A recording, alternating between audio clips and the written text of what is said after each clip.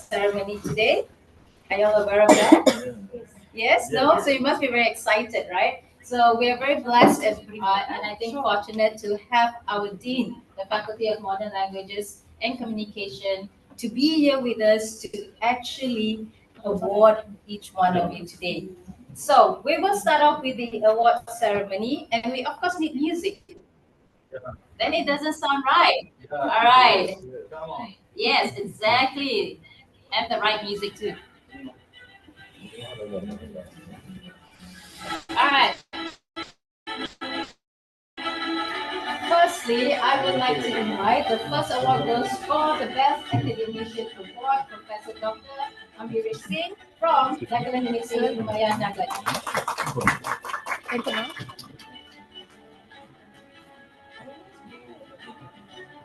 I'm so sorry if I accidentally butcher your name. Please forgive me.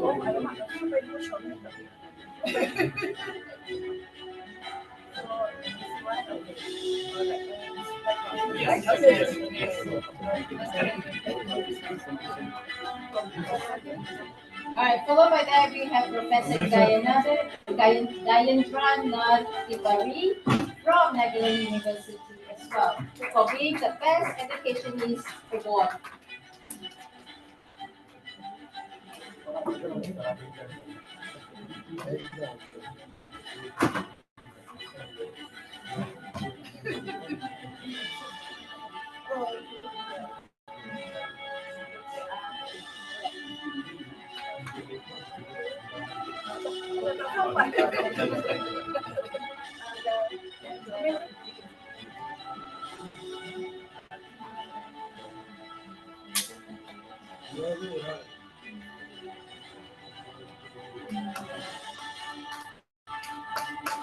Followed by that we have Professor Ashutosh Chakravarti for the Best Academician Award from Junabuti, Nagaland, Nagaland University, Lumani. Where are you, sir? Where are you, sir? Oh,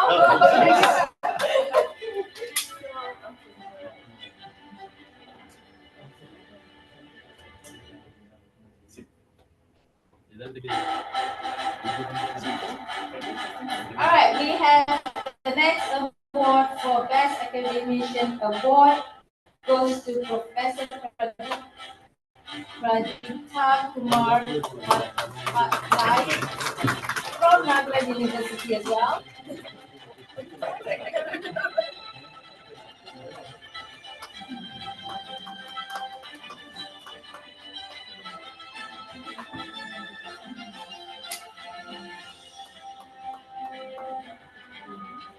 The next award is Best Young Professor Award goes to Dr. Divya Prabhapalani from the College of Women Chennai.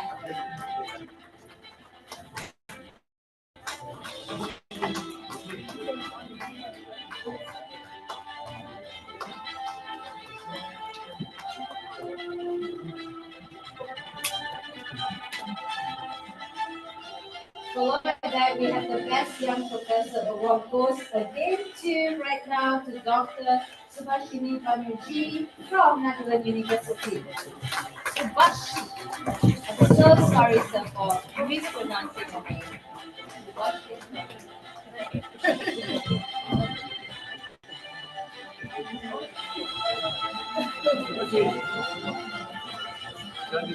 All right, we have the Best Teaching Faculty Award goes to Dr. Jean Priya from Fatima College, Madurai.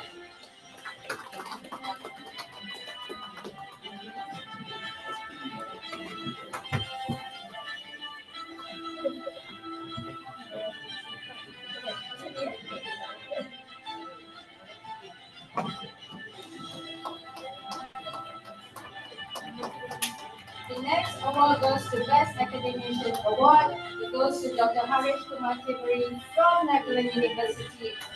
Hey! Wow, we have a few people from Nagaland. That's nice. Oh, okay.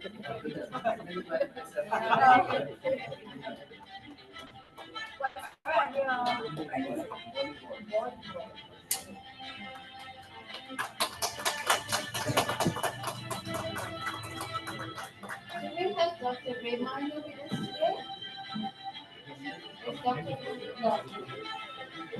Right, the next award goes for Best Academician Award, Dr. K. Shanmuga Sundararaj from Government Arts and Science College of Women, Alamgulam, Tenkasi.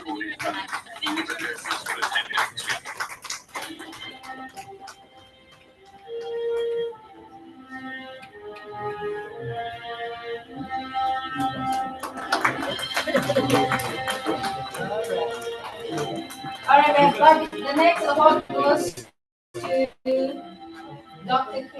goes to K. Devi Meenakshi for the Budding Research Award from Mount Carmel College, Bangalore.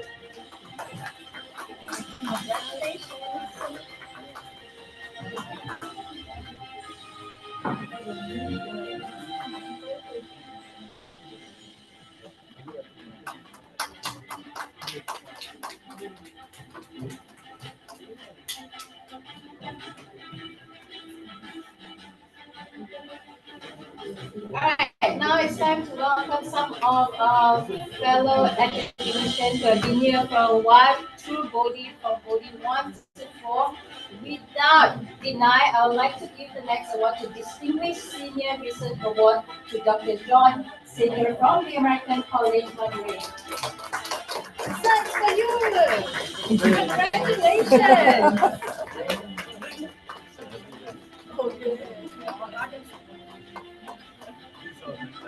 Alright,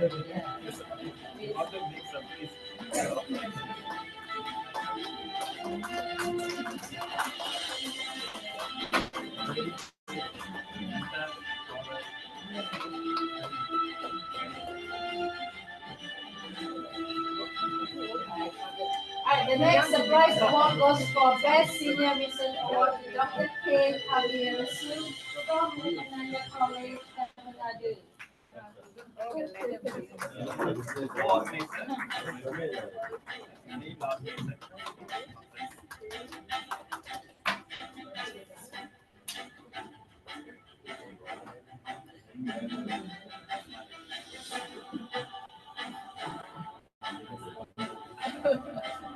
And the last award goes for another Best Academician Award to Dr. R. Basukan from Campus Nagaland.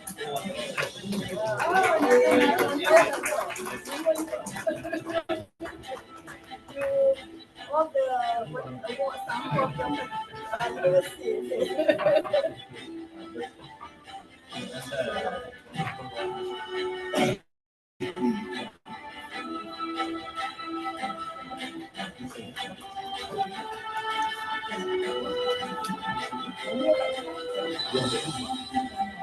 Okay. Last but not least, the Best Young Researcher Award goes to Dr. Ashutosh Tirupati from Nagaland University. Oh, wow, so you did too. How is that possible? With the same name. That's amazing.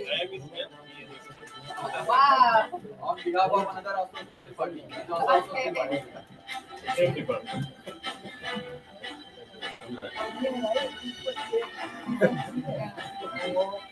All right, I would like to take this time to conclude the award ceremony, and I would also want to thank the guest of honor. Oh, oh, I apologize. We got one more last award to give.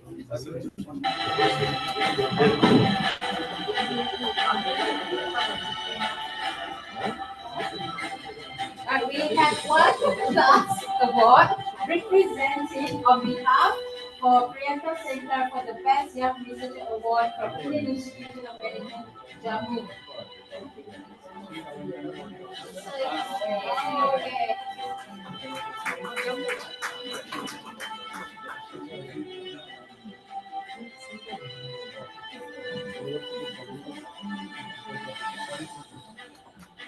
All right, thank you very much. And this concludes the award ceremony event. If you want to take a group photo with all the awards.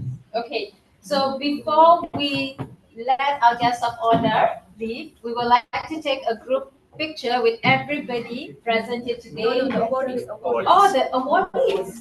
All the awardees. Can I welcome you to the front of the floor to take a picture with the Dean of Faculty of Modern Languages and Communication, UPM today. All right, all the lovely awardees. Right now, you will love to take pictures, I trust. By the way, you like Please come.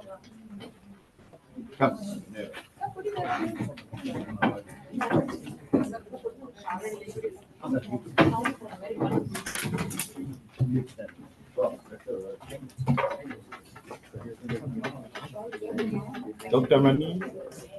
Dr. Mani? Yeah. Yeah, let us. Do you want me to take a shot? Yes. Ma, come this side. Come this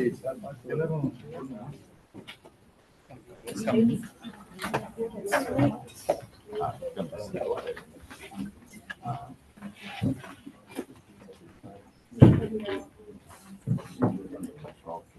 Dr. Bala? Yes. Can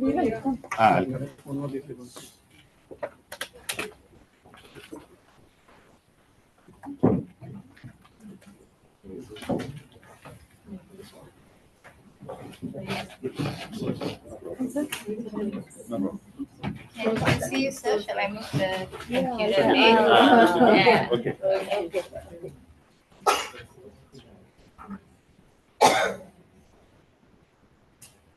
Can you say something, guys? You are recording or 1, 2, 3. Cheers.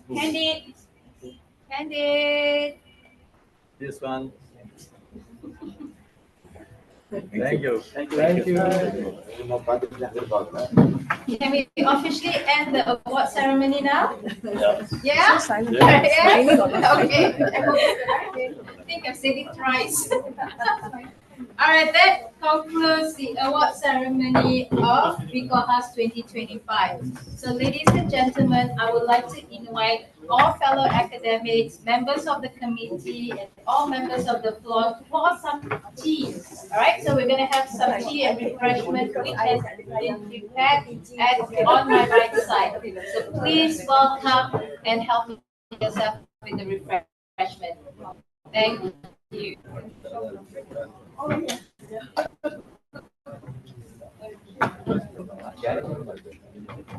right, please help yourself with some tea and refreshments. Yes.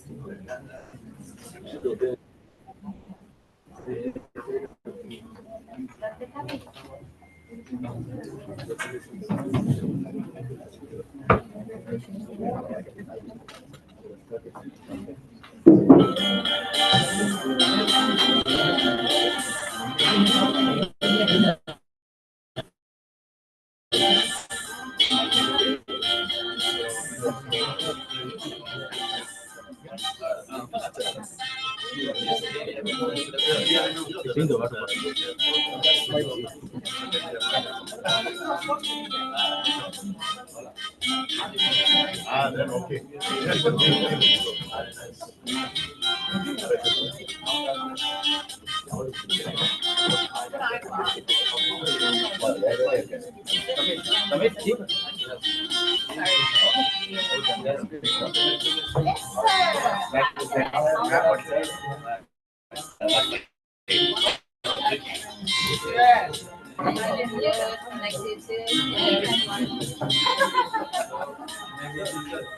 You have seen from 1 to 4.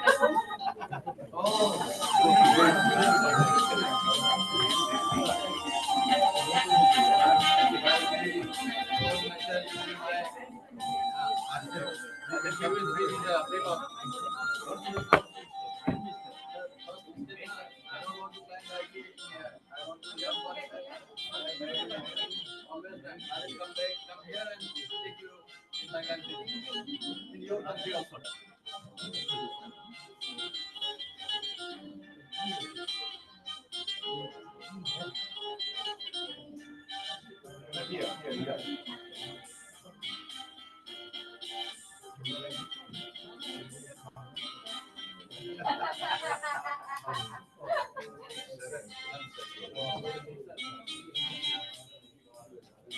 dear friends, please help yourself with some tea and some refreshment. They are really yummy goodies. Coffee. Coffee.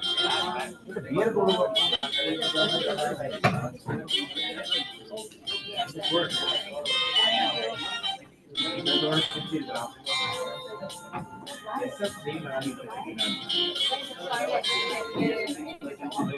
Pass the room.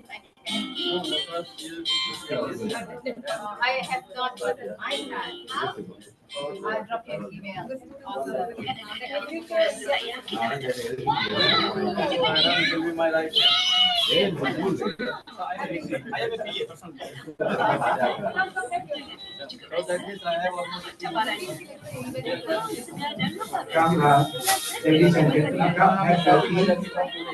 Come, let's have tea.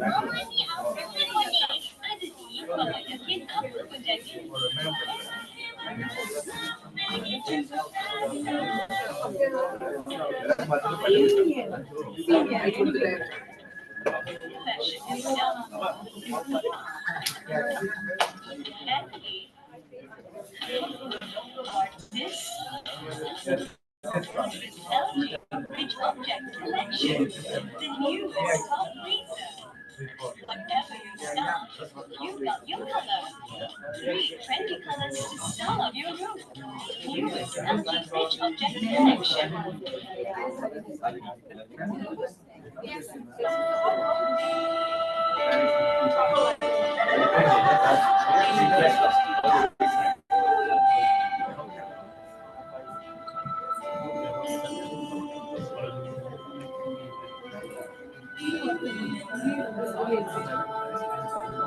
Mix பண்ண வேண்டிய அவசியம்.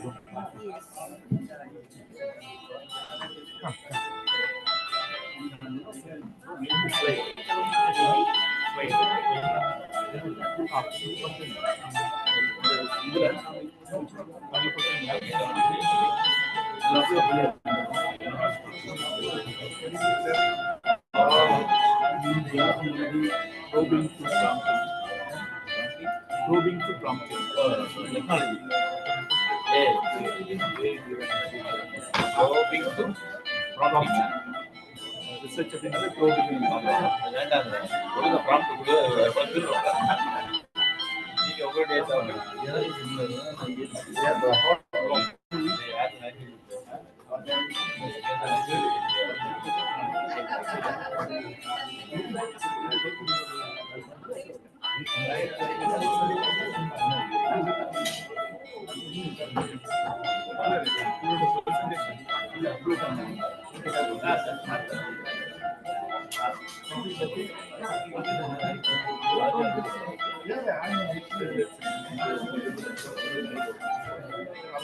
What is the prompt?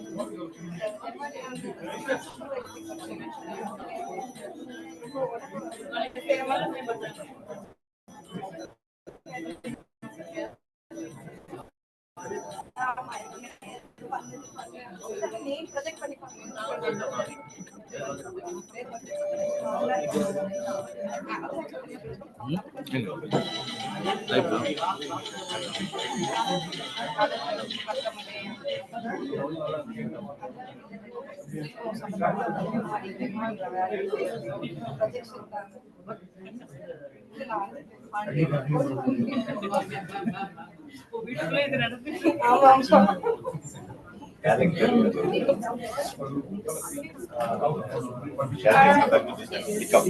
right, ladies and gentlemen, I would like you to usher back to your seats. We would like to start with the plenary sessions. Can I have every one of you present and back to your seats, please?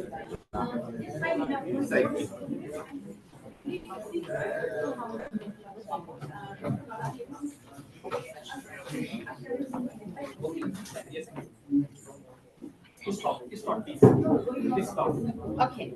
All right. So, ladies and gentlemen, I would like to invite Dr. Ramesh to present the speakers for both plenary sessions today. Please welcome Dr. Ramesh.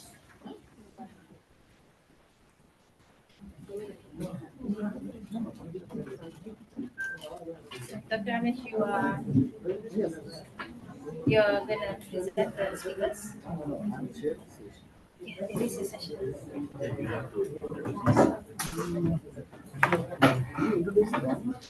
No, I don't. The chat.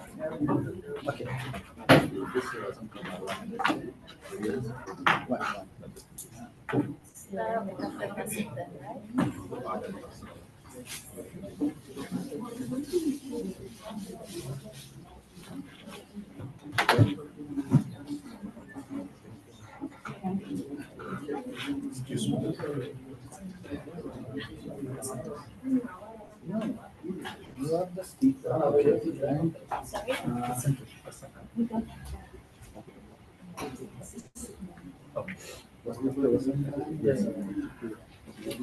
Yes. Right. Good morning, ladies and gentlemen. This is my honor to share this session. All the participants from different parts of India and all over the globe present here to. So once again, I warmly welcome all the participants. So I'm here to introduce the two keynote speakers.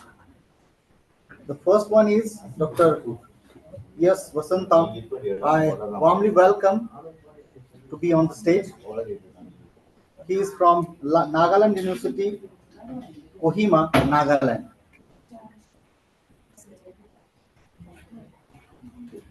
Thank you, sir.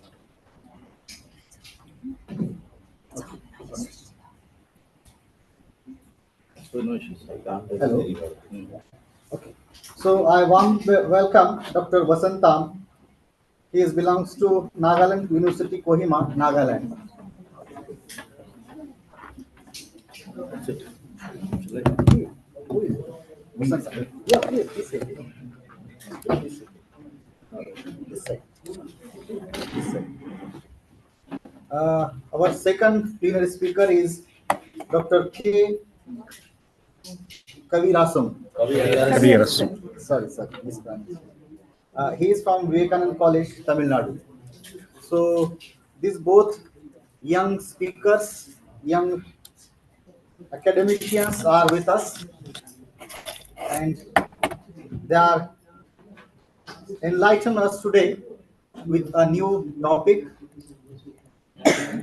So I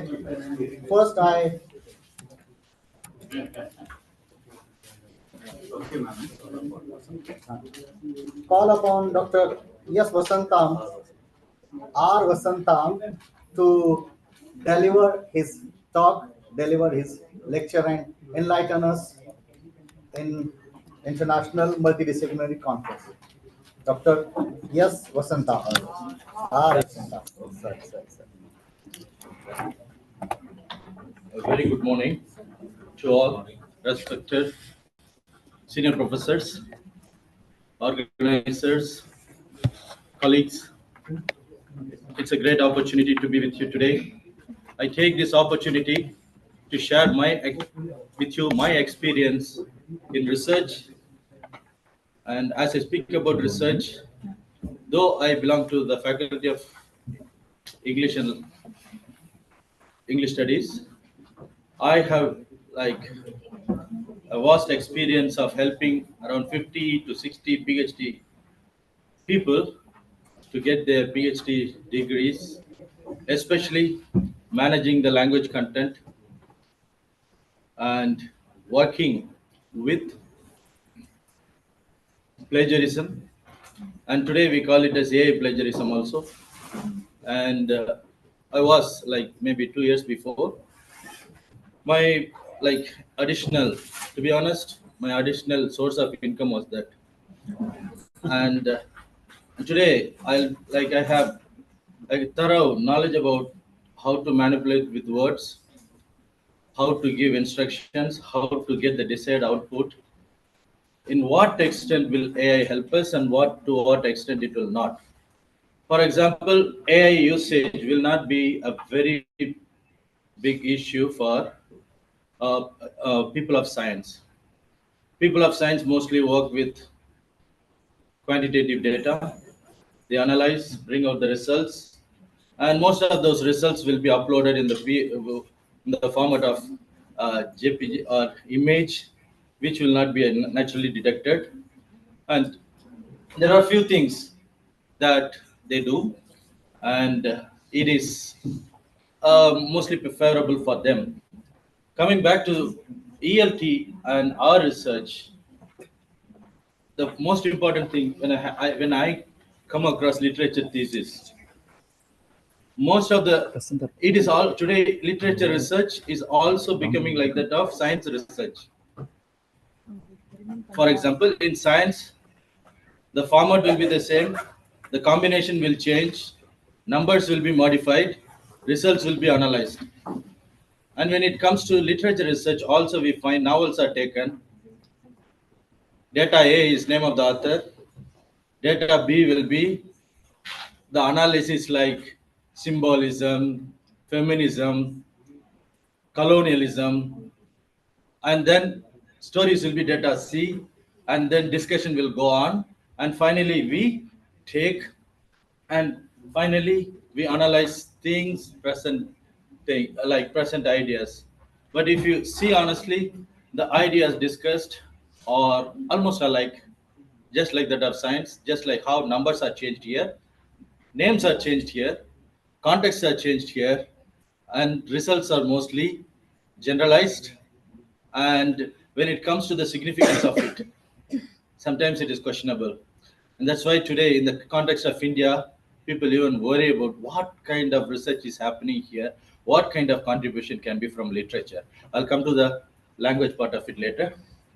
So this is one. So when it comes to research, like here, mostly we detect plagiarism based on the nature of the language content, and you know how plagiarism is going to be the combination of the words, use of keywords, sequence of the sentences, number of sentences in a paragraph, and their relations, and this is how it is. And now, when you paraphrase it with AI, once again, you will get a new combination which is generated, and that combination most probably will be free from all the flaws of human beings.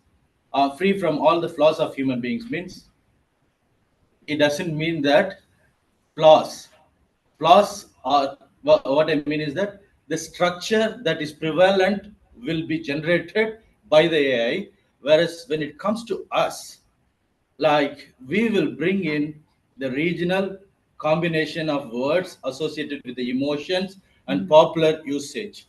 When these things are not there, when there is no room for extra word generation, which a normal human brain does because of its association with the emotions, we do not generally.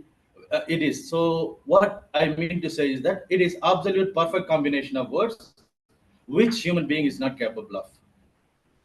And it doesn't matter whether you are an Indian or you are a man, a gentleman from, or you are a researcher in UK or US or anywhere for that matter. Every region, every combination, and they will have their own. And then, as much be the number of languages that you know. In case if you know more number of languages, like I mean, if you are from a multilingual background, your language will tend to be more emotional and more complex with extra emotions and extra logics. It does not mean, according to my research, it like I have done another paper on the same thing on what is absolutely accepted by people. Language of the native speakers, absolute language, or the language of people from multilingual background. It is in fact people from multilingual background are capable of convincing people with their language better than people from other. I mean, I'm just hesitating to say native speakers. Okay. Otherwise, why is this one? It is because that is why we see lot of companies headed by people from multilingual background because of the emotional content, emotional quality in their language. That is another paper altogether. I will not get into that one. So this is actually a paper. So like without discussing so much upon the structural part of it, let me go to the limitations. Like no, let me first speak about.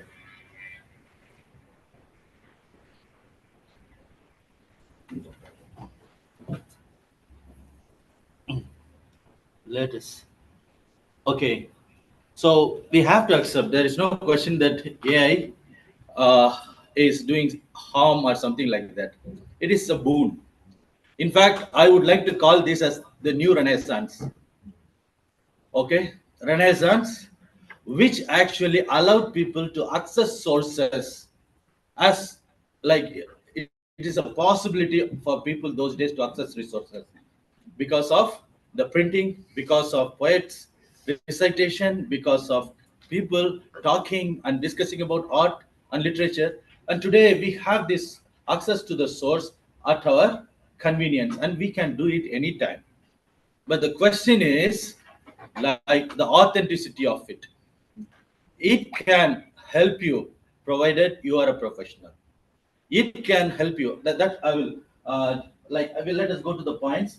So it has transformed. There is no, and in ELT we will be able to do something with the students which was difficult in the classroom first and research next.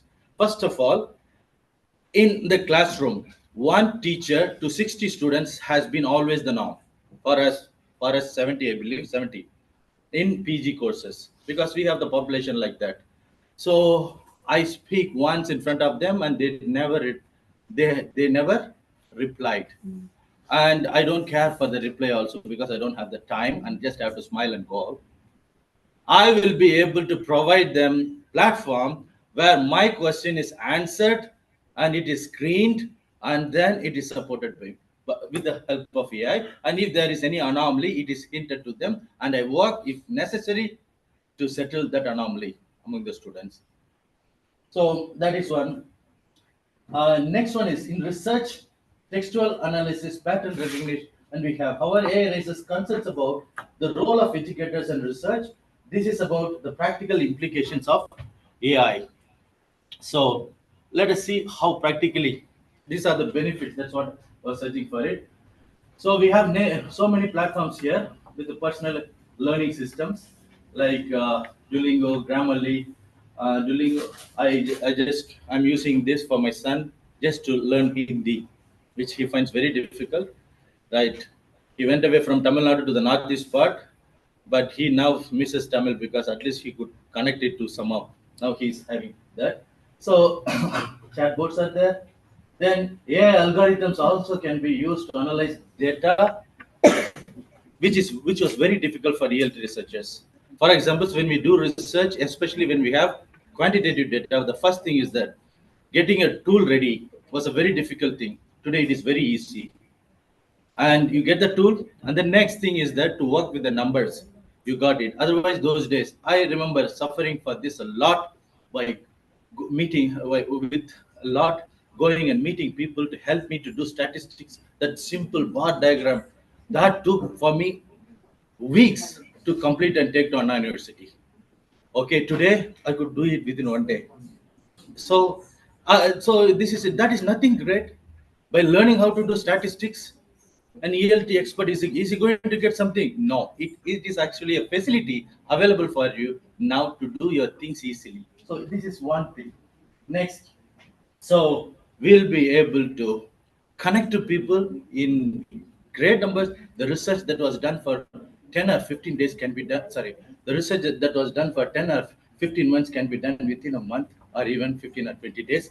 Research in the sense connecting to people, collecting data, processing the data, analyzing the data, verifying the data, getting the approval from people, consult. This is it. So this is happening quickly, and there is we need not worry about that, and it is in fact an advantage for us. So, in the same way, in literature also we can say, I didn't like as I told you before, it is stereotyped name, ism, or something, and then research conclusion same. It's just change the author, new author, give him the whole concept, check for those things in those works. Automatically, they will be either there or not there.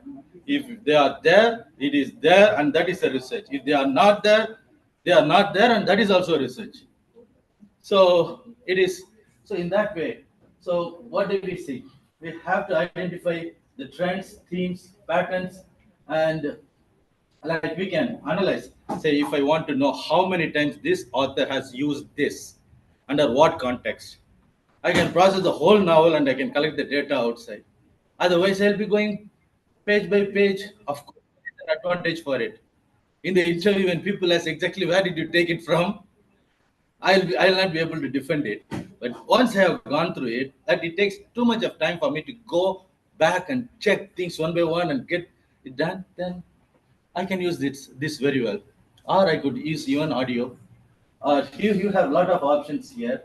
So most importantly, identifying the research gap today has become very easy. Right? You can collect thousands of recent related works, put them inside, process them, and sequence them on left or right or center.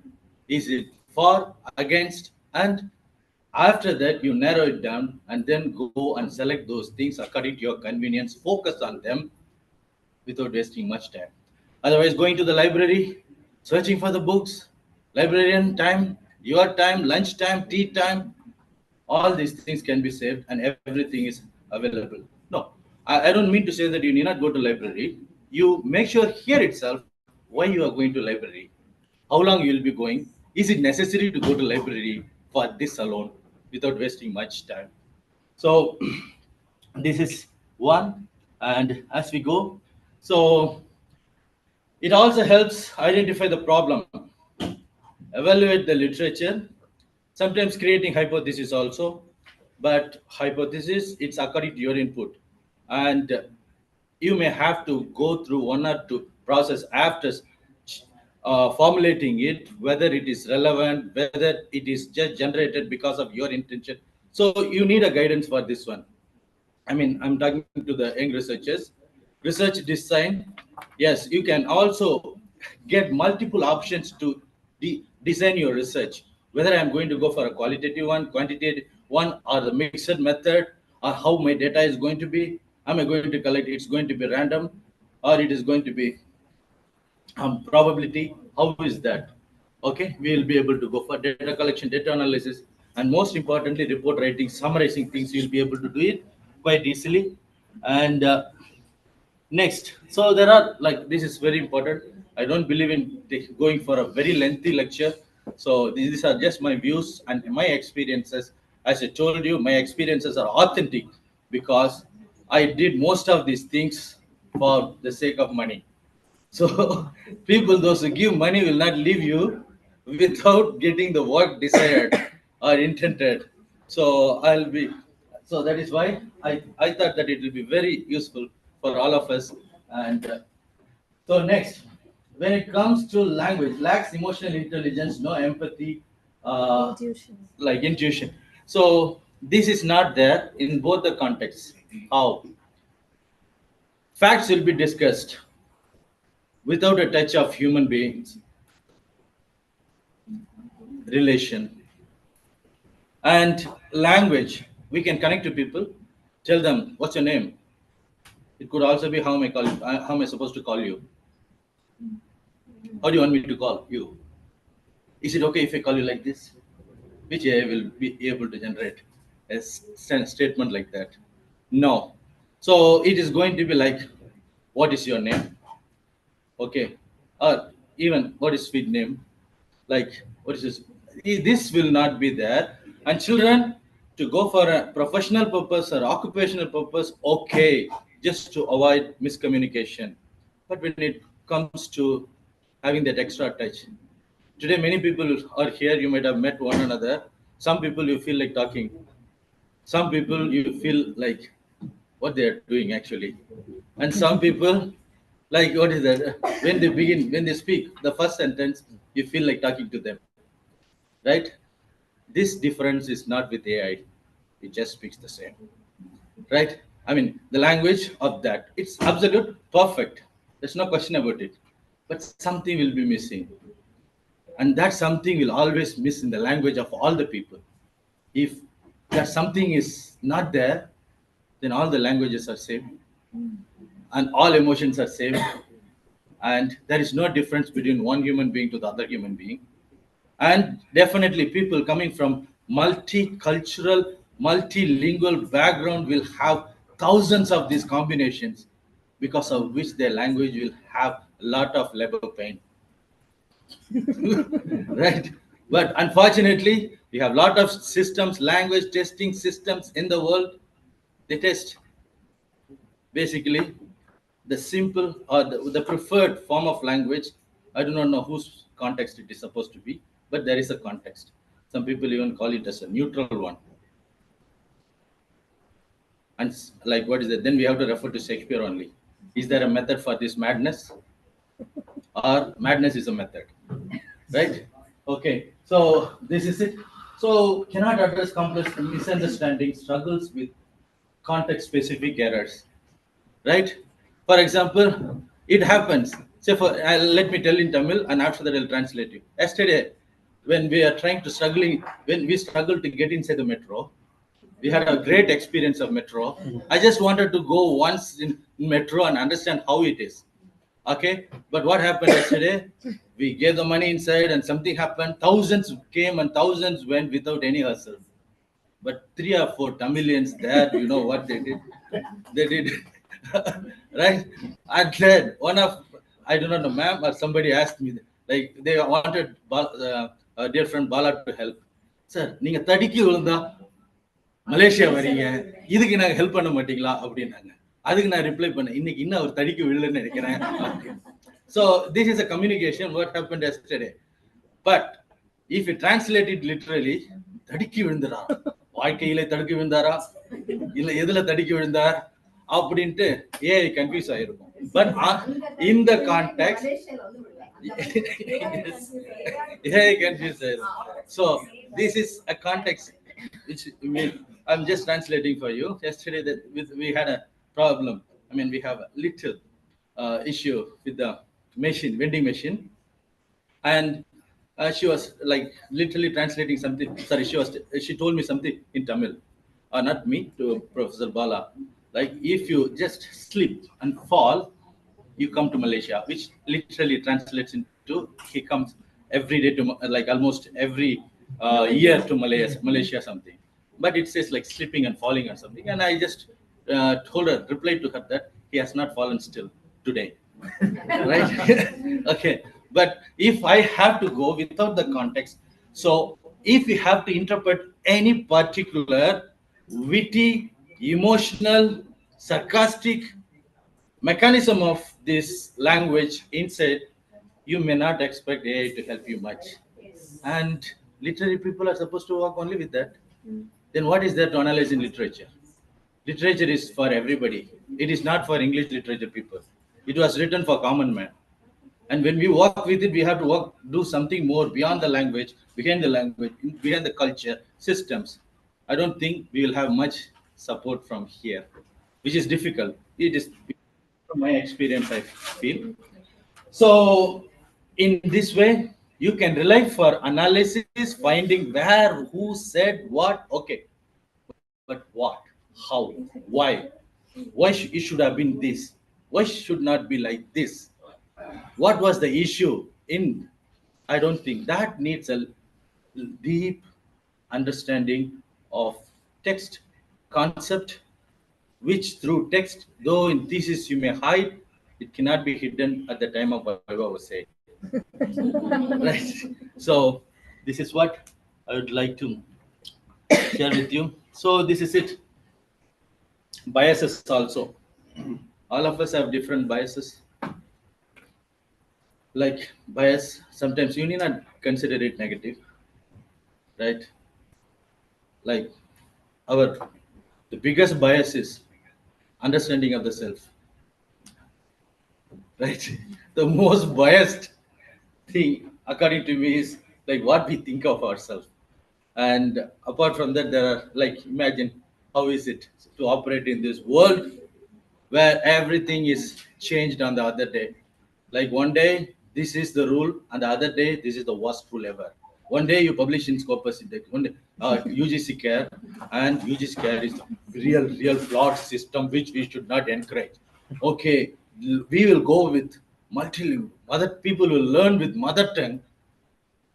They're in a classroom, primary education will be there, but in a setup like Tamil Nadu, I will leave that. In Kohima, Nagaland, in a class there will be students speaking at least 12 to 13 different languages. In Assam, it is the case. In Arunachal, it will be the case. How are we going to do? So it is like, what is that? We need a lot of research to be done and analyzed, work out, and we need the support of AI for this. If I cannot connect to all the people, it's not possible for me to connect as a single teacher to all the students in 15 different languages. And if at all I'm going to put it into practice, who can help me? Only a system can help, only AI can help. We can go to the next level with it, right?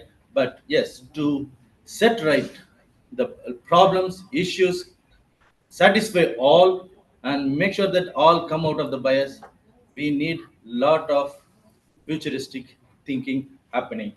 So in this way, I believe I have given in a nutshell an overall idea about how AI can be used for literature research, how AI can also be used for ELT, and ELT like for instructions, like even Cambridge University has launched another form of language testing system called Lingua Skills, And if you see there, they have also decided. Otherwise, when we were taking examination, somebody who is in the verge of retirement or the retirement, they will come and try to tell us resume, and they'll keep correcting us so many times. Once every time we correct, we tend to go to the other side of it and make super error, and then we have to come back. And it is happening today. They have set it right by connecting, like what is that? Listening, reading, and writing now will be done with the support of AI. And now, thank God. And finally, they have decided to go only for language assessment. They thought they'll go for in-person evaluation. So I find that is also okay, and it's a very good.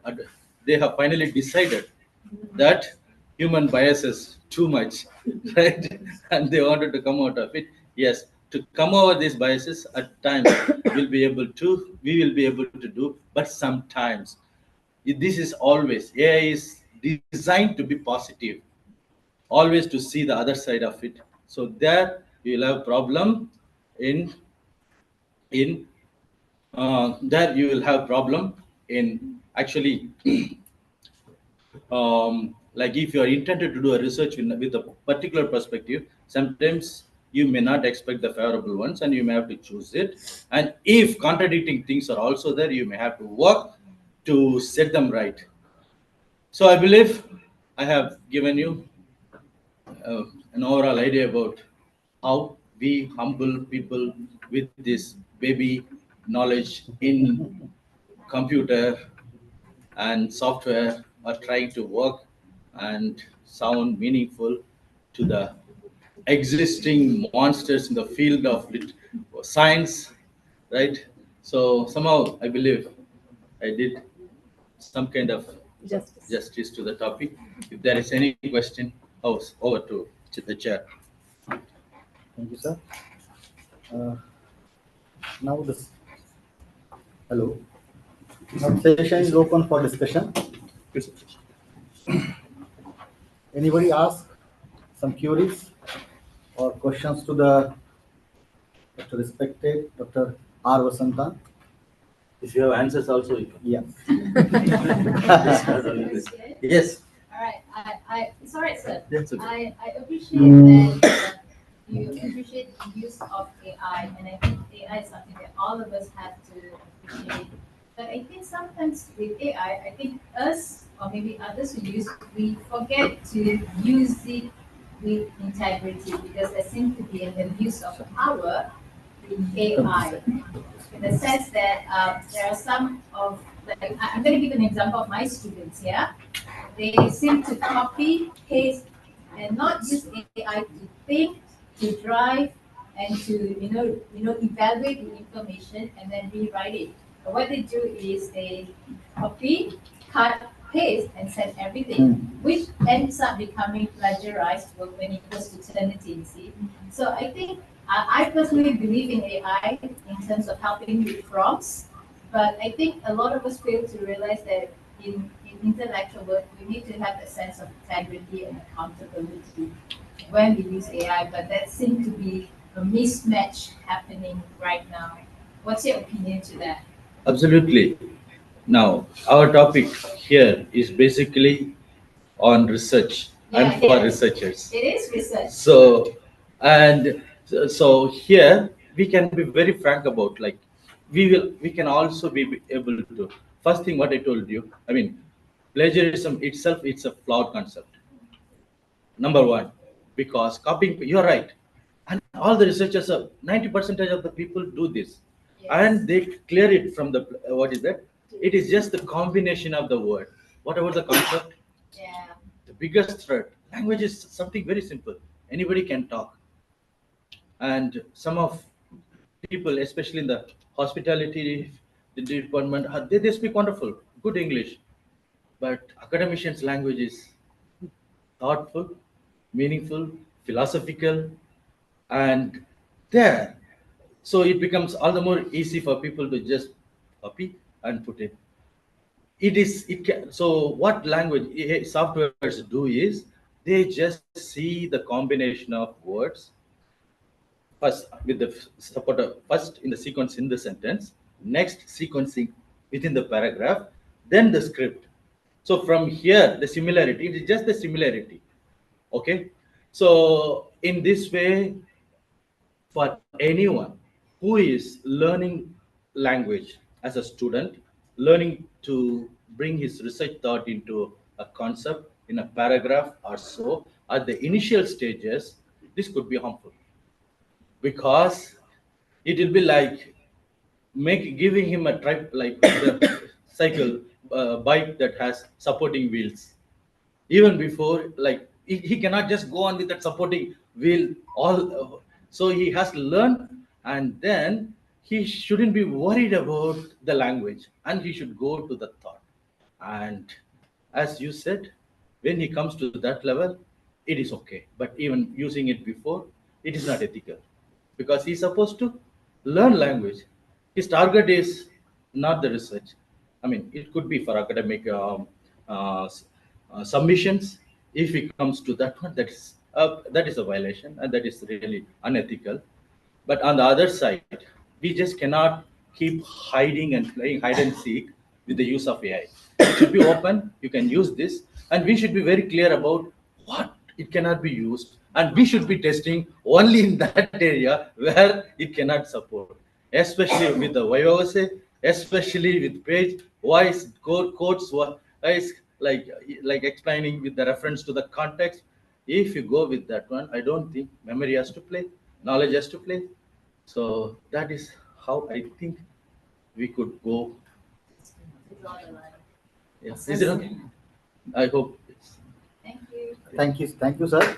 Uh, we know very well that 150 and many more AI tools are available today, and they are helps in every field, not only in ELT, English literature, but also in recipe, in kitchen too. Am I right? So these AI tools have helps us a lot, but as said, respected sir, that they have limitations. They have no emotional intelligence, no mutual understanding. So many limitations are AI too. So, as very informative talk, he has focused on how AI helps in ELT and research. He also focus on the, as he said, that AI as a existing monster is before us, and in the baby language, sir. But I said confirmly that your topic is not baby knowledge or the baby language. So we are facing existing monster. So in relation to this, it's a very informative talk, informative lecture. Uh, Among the intelligence or the among the research scholars. So I would like to invite our another plenary speaker, Dr. K. Kabir Asam. Kabir Asam. He is from Vivekanand College, Kanyakumari. I request him to deliver his topic, his title, his talk in front of the research scholars and all participants from all over the globe. Thank you.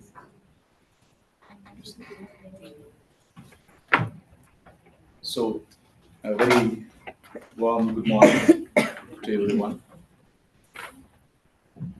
First and foremost, let me thank Manimangiri Madam, Dr. Bala,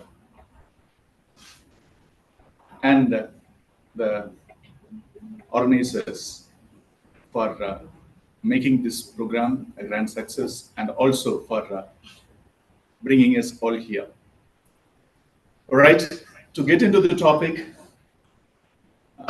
this morning only we just had to know that our topic go hand in hand, and so I just want to skip a few things because he has given a lot about AI. So you got a wonderful introduction to AI. So I thought of starting the session with this question and ending it with the same question. So, can AI replace humans in the future? No. Right.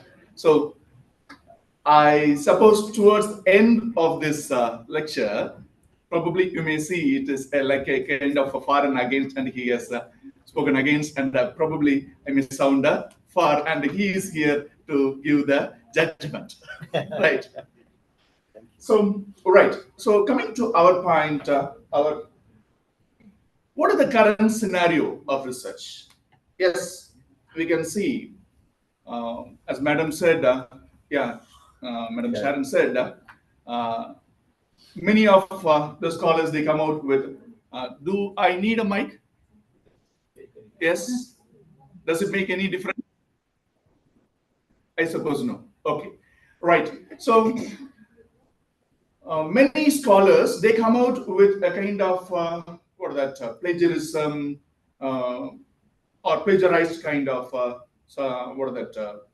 assignments or projects or thesis for that matter.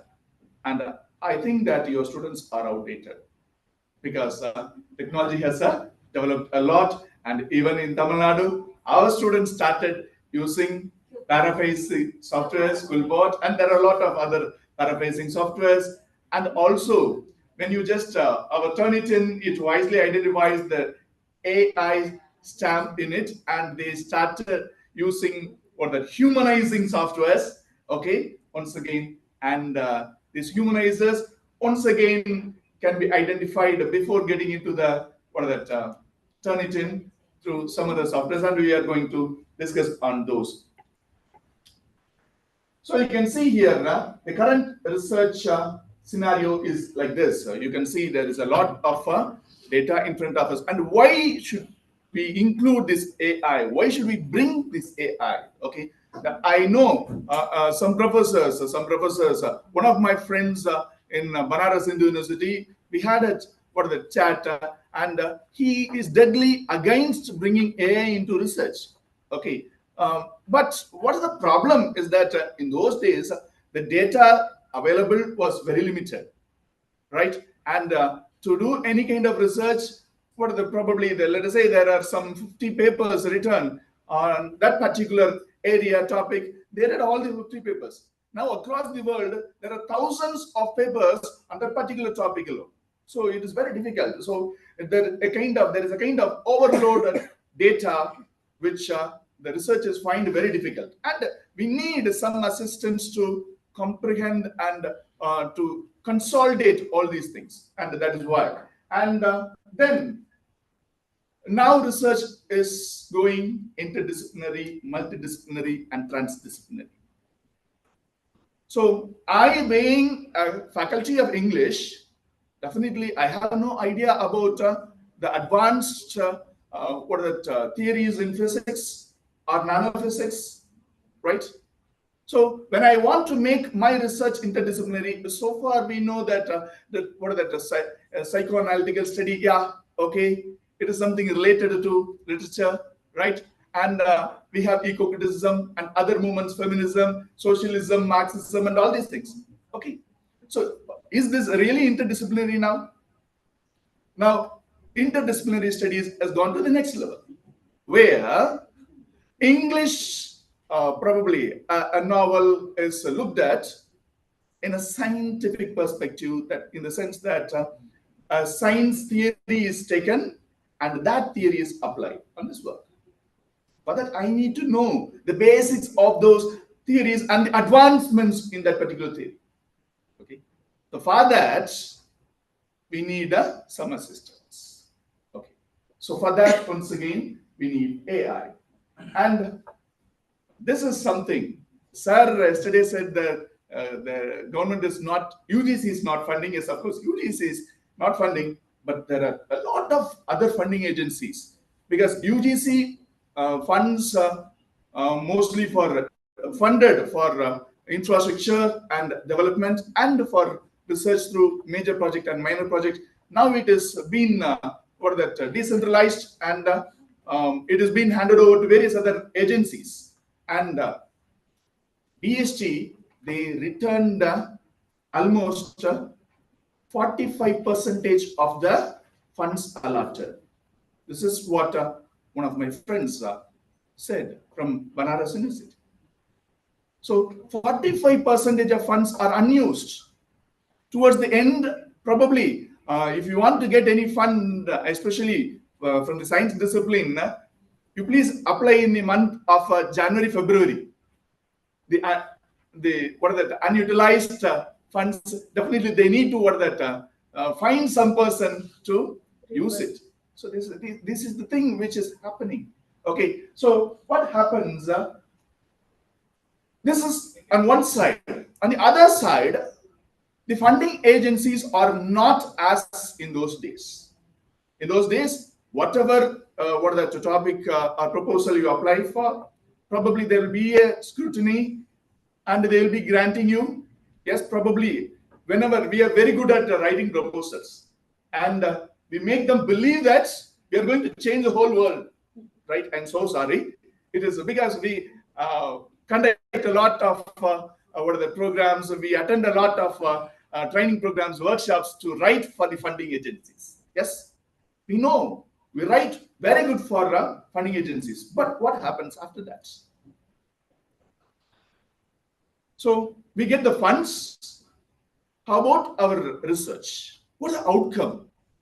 Do we get the expected outcome? This is all because we assume something, we collect some data, some partial data from somewhere, and we start our proposal. So this is the problem, right? So there once again, we need to have a kind of holistic idea, even to write a proposal, and it is very difficult to explore the vast area within a limited span of time. So we need some assistance. So that assistant can be AI. So you can see in research, the evolution has taken place in these 3 steps. The first step, we call this as traditional research, where we manually collect the data and analyze it. And then, yes, so far what we have been doing is the digital research, and it's not enhanced research, because here we use softwares to analyze our data. Most of the times we use softwares, we use SPSS. Okay, so we use some softwares to analyze our data. So this is the digital research. But what is in the trend is the AI enhanced research. We are not into this because we are not exposed to this. The problem is we are just stopping ourselves in the lower level of ChatGPT, Meta, and probably Microsoft Copilots. Okay, we are just stopping in that particular level, and we are satisfied with all our needs there. But what happens here? What is this type of research? It is a kind of research where you get a kind of automated data collection. Okay, you just provide your area of interest, and it will collect you almost all the data related to that particular area, and it will just analyze it and give you the feasibility and possibility, and then you can proceed. So this is something which is happening. Okay, I'll just give you a few websites also, and let us just So the traditional research, where you had a manual literature review, where you have to spend weeks, months, and years together. People in the university, they will be spending a lot of time, and we will be asking, have you started your research? We are still there in the review of literature stage. That means they are having a very strong foundation, reading almost all those topics which are already worked on the particular area. Right? So it may take even years, some 2 to 3 years for review of literature, and then after that 2 years they will be writing. And you can see we spend a lot of time to collect data, analyze, and coming to it's very difficult to derive to the hypothesis. In a class, a teacher would say, no one had ever done this particular topic. The teacher would have added to my knowledge, right? But the teacher says, no one have ever done research in this particular area, because it is the knowledge of the teacher. Yes, I'm not blaming. right? What the student does, the student blindly believes that and probes into that particular area and starts research. And finally, when submitting, when they see there'll be thousands of papers and thousands of researchers. And after submitting, one of my friends, after submitting, he went to check for his particular thesis in Sotganga website, and he said, "Sir, already there are hundreds of theses something similar to my area. I thought that this is something unique, and that is it." So coming to the deriving the hypothesis itself, it's a kind of a problem for us, and this is.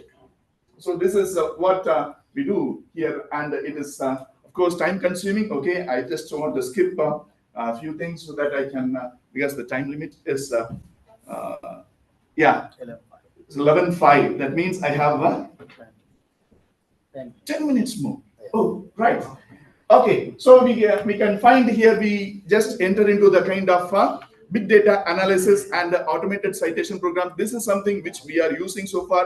Okay, and there are science people will be using this EndNote, and probably others would use the research tab in Microsoft Word. Many of us do not know that Microsoft Word processor itself has a wonderful citation tool. Okay, and there you can also, there is a kind of you can identify what the references, and you can identify the sources. Okay, so we are not exposed to those things, and it is high time you just know that. Okay, right. And now coming to the prompting of research. Okay, so prompting, right, I'll skip. So prompting, what is prompting? So far we are probing, and now we need to prompt.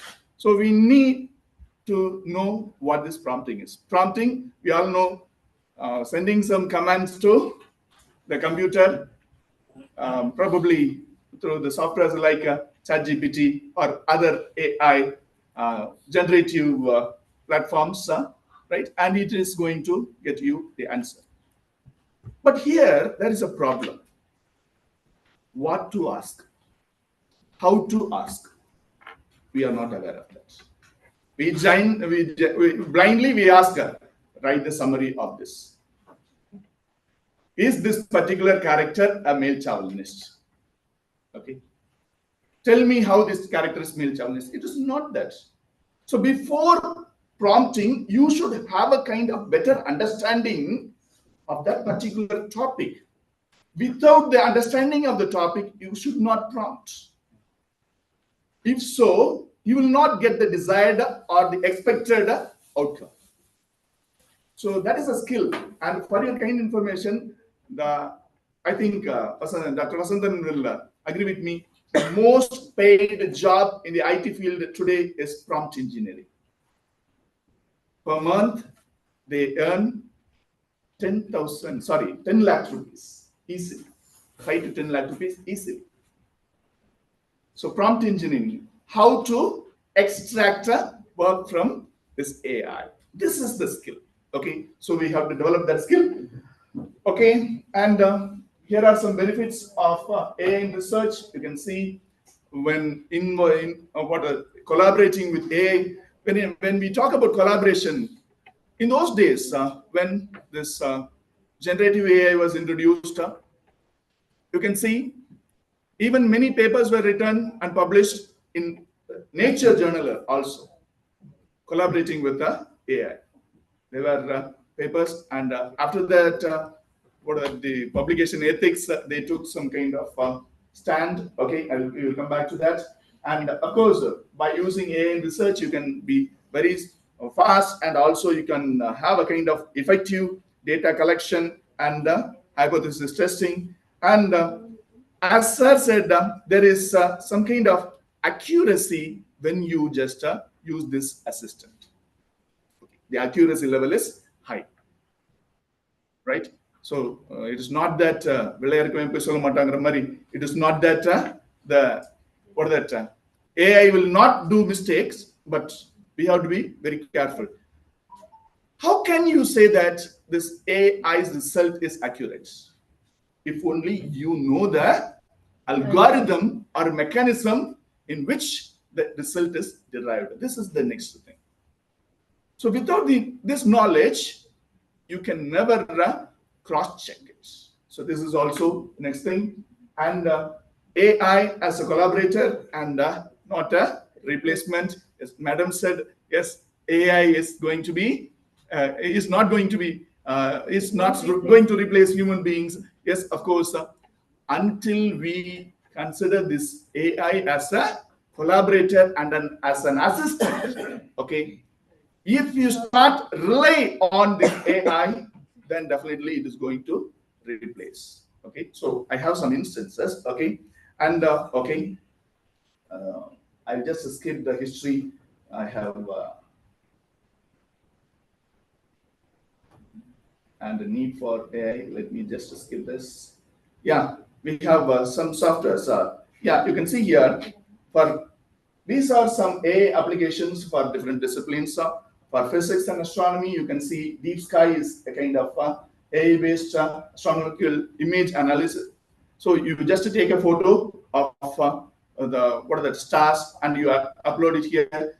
It will tell what kind of star, what is the pattern, and all those things. Okay, and for chemistry, this computer. Okay, so that is one of the softwares or the platforms which you can use, rely on. Okay, we'll come back to IBM. So I can leave you this slide. Okay, I will give you this slide later. And as Professor Vasantan said, language is the uniqueness. Language carries culture. Yes, and slowly what happens? This deep learning technology is bringing in changes. It is working and it is bringing in changes. I will just let you know. And these are some translator softwares, because why I give this, so not software platforms, which is AI assisted. Why I give you this is, see, we believe that English is the most spoken language and almost all the research work is done only in English. It's not that. Every country is taking steps to promote their mother tongue or their regional language, and research is to be carried out in their regional language, right? And many countries have successfully done it. And for your kind information, the most spoken language in the world is Chinese, Mandarin, and the second most spoken language is not English, once again Spanish, Hispaniola. Okay, and the third is English. So that means when you do research, you have to search in these languages also. Go for Chinese researchers, go for Spanish researchers. There you have a lot of research articles. And how to understand what is written there? This AI is going to help you. Okay, so this is how we just make this AI as a kind of a companion. Okay, now these are some websites for your. This is a website called as Paper Brain. So you can make a note, or I will be sharing this. So you can. This is Paper Brain. So this is a Paper Brain. You just type. So excuse me. The most of the problems with our research is the starting problem. Okay, so identifying the problem, right? For that, we need some assistance. So these softwares are here to, or these platforms are here to help us. So you just, if you have any kind of queries, right? I want to know if a research is being done on analyzing the flora and fauna of some particular part of Malaysia or UPM. Okay, is there any kind of research work already done? You just ask it in the prompts, and it will list out all the research works which have been done already on this. So this will give you some better idea, and also you can find the abstract of this particular topic, and it is unethical to tell you how to get the papers without payment. Okay. That's an open secret. Yeah, even then, off record, you know that it is SCI hub is there to for that extract papers. Okay, so you can make use of that. And the next website is census. Okay, so once again, this is also a kind of repository, or it uses the repository Semantic Scholar, where you can see there are more than 200 million articles published, indexed papers are there. Okay, so identifying or referring to these indexed papers will definitely enhance your index also. So it is always better to search in these platforms and quoting or referring to these papers here, and then we find Jenny. So JENNI, Jenny. Okay. So here once again you just search for the topics or keywords, and it will just list out the papers. And here you can get to the complete paper. And Jenny can do something else for you. Okay. If you're not able to derive some particular or understand some particular point, you can ask. Okay. If you're not sure about one particular segment in this particular paper, you ask that, and it will help you. And it will be shocking for the authors even, because the authors might have hidden certain components, left out some components, because they want to use it for their future papers also. And this will just decipher it, right? So that's the algorithm which is used. Okay, and this is Research Rabbits. Okay, so Research Rabbit, once again, you just see, I just search for forest conservation in literature, and it has given a list of papers. Once again, these papers can be used, and it can be added to your database, and it will generate its own bibliography also, right? And Semantic Scholar, which I already told you. Yeah, this is arxiv.org. So already we had archive.org. Likewise, this is purely for science and social sciences. Okay, so you can have almost all the papers downloaded. Okay, so and this is illicit. Yeah, there is a big challenge. Once again, we get a list of papers, and what is there in the paper? You need to read. Yeah.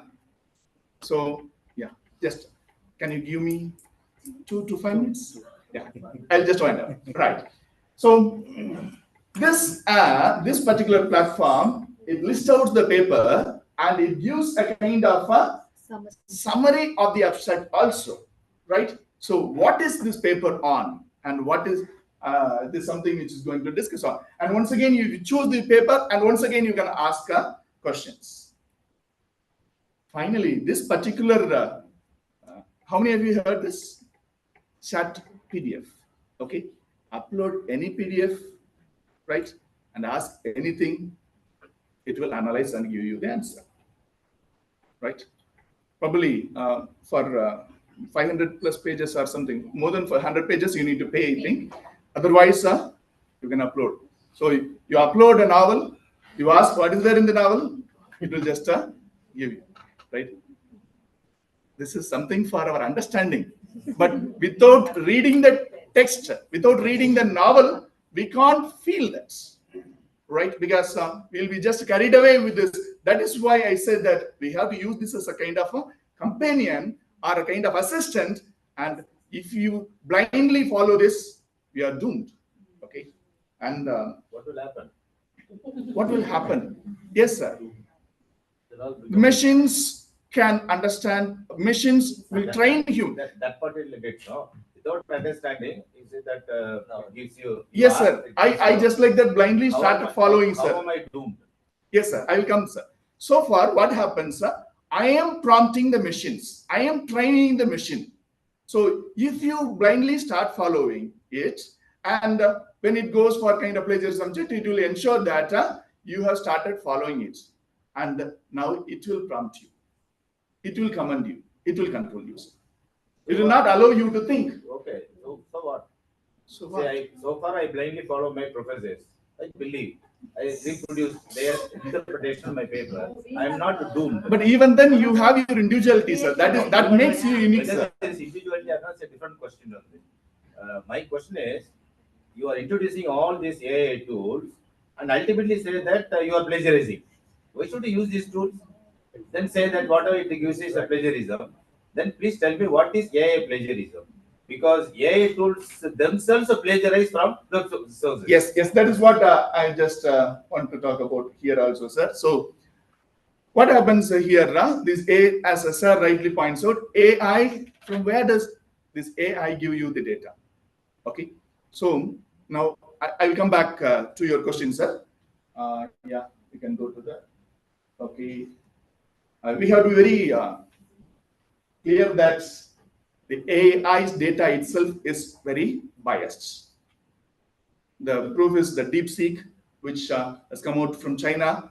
Ask anything about China, it will not give you, right? And once again, there was a kind of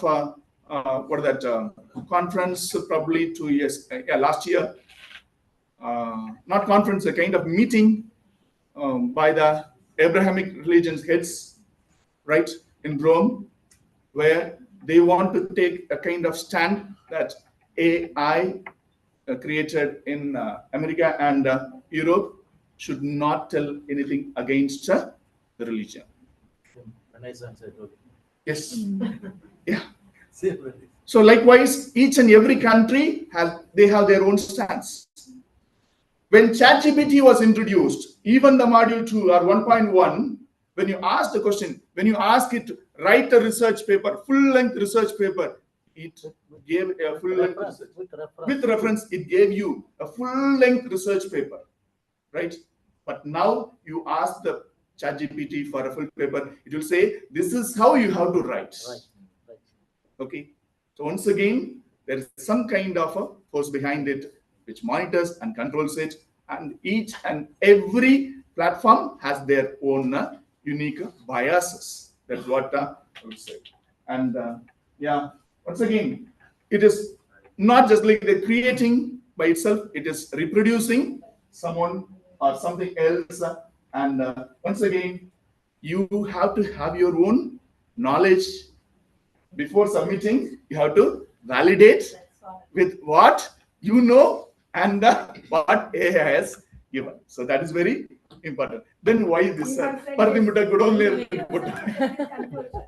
No, madam, coming back. Yeah. So right. So these are the third is the critical thinking, which I was just so. To use AI in research, you need to have kind of data literacy. So that apart from digital literacy, you need to have data literacy, programming knowledge, and also critical thinking to extract work from it. That is to prompt. Okay, these are very important. Without this, whatever you do is failure, right? So I hope you remember the quotes of Stephen Hawking. Alongside the benefits, AI will also bring dangers like powerful autonomous weapons or new ways for the few to oppress the many. So you can see Stephen Hawking. He said this. Do you know how did he say? He didn't speak. He didn't speak. Then how did he say? We think AI is blooming only now. No. The chair and the computer, which Stephen Hawking is using, is an advanced IBM processor, right?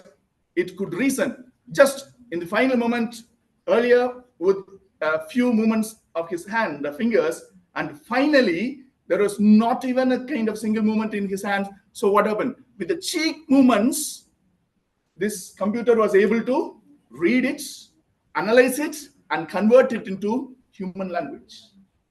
This is something in 2014. Okay, so we are in 2025. Okay, so you must know how advanced we are. So this is what. So you might all seen this movie. What is this? Indiran. So this robot is called as Chitty, and this is And we all know the consequence of it also. No? pardon. We all know the consequence. Yes, we know the consequences, but we looked at as a movie. But here, to understand science, I just come out with this. So here, what happens? That's also wrong prompting, no? Computer board, it drops it. Yes, sir. That is what we are doing. That is what we are doing. Wrong prompting. Yes, wrong prompting. At the same time, this is called as machine learning. This technology is called as machine learning technology. Computer science people can just verify and correct me if I'm wrong. So this technology is called as machine learning technology. It can make multiple copies. It can do whatever human has trained. Okay, based on that it can work. So 2 minutes. And this is called as Kuti robo. That means this robo has been evolved by itself, or this machine learning, as you train the data repeatedly, the machine itself creates its own algorithm and it creates its own advanced programs, and as a result of that, we got this Kuti. Okay, that means the language or program algorithm which a human being can never understand. Okay, to understand that only AI has come. How many of you know Samantha? Which movie? Can you just tell the movie where Samantha is heroine? There's only one movie. No. No. Many movies. How many of you watched this particular movie? Her? Yes. So sir can understand. This guy falls in love with AI. Yeah, he falls in love with the voice assistant named Samantha. Okay, so it is not only in movies. It is not only in movies. People nowadays, there are no one to listen to them, heed to them. Okay, so what happened? They start speaking with this AI. There is an app called as Replica. Okay, and you just you can train your AI.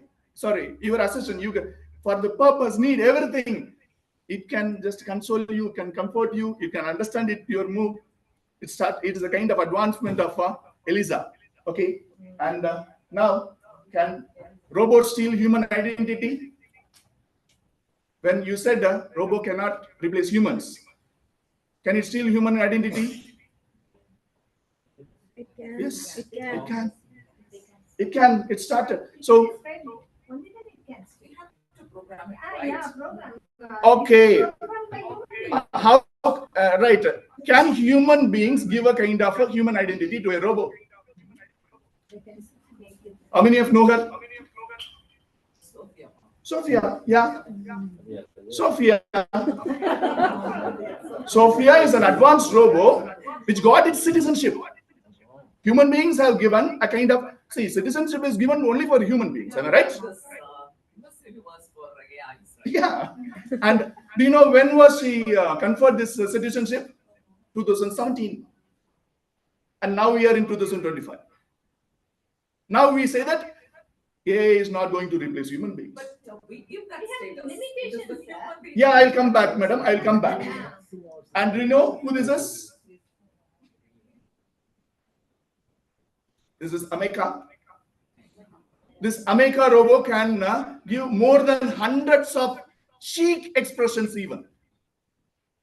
Okay. More than hundreds of cheek expressions and more than 500 of facial expressions, which we believe that it is reserved only to the human beings. Right? Programmed by whom? That's the question. It is, madam, I just, that is why I gave you a previous example. We start programming and the computer itself start evolving with the technology called as deep learning technology. Everything is created by NI only. Sir, we cannot understand what. Between NI and AI, you are talking about AI. Who created AI? Or who creates AI? Sir, who writes algorithm? Sir, I can, when I create. Writes, who creates that machine?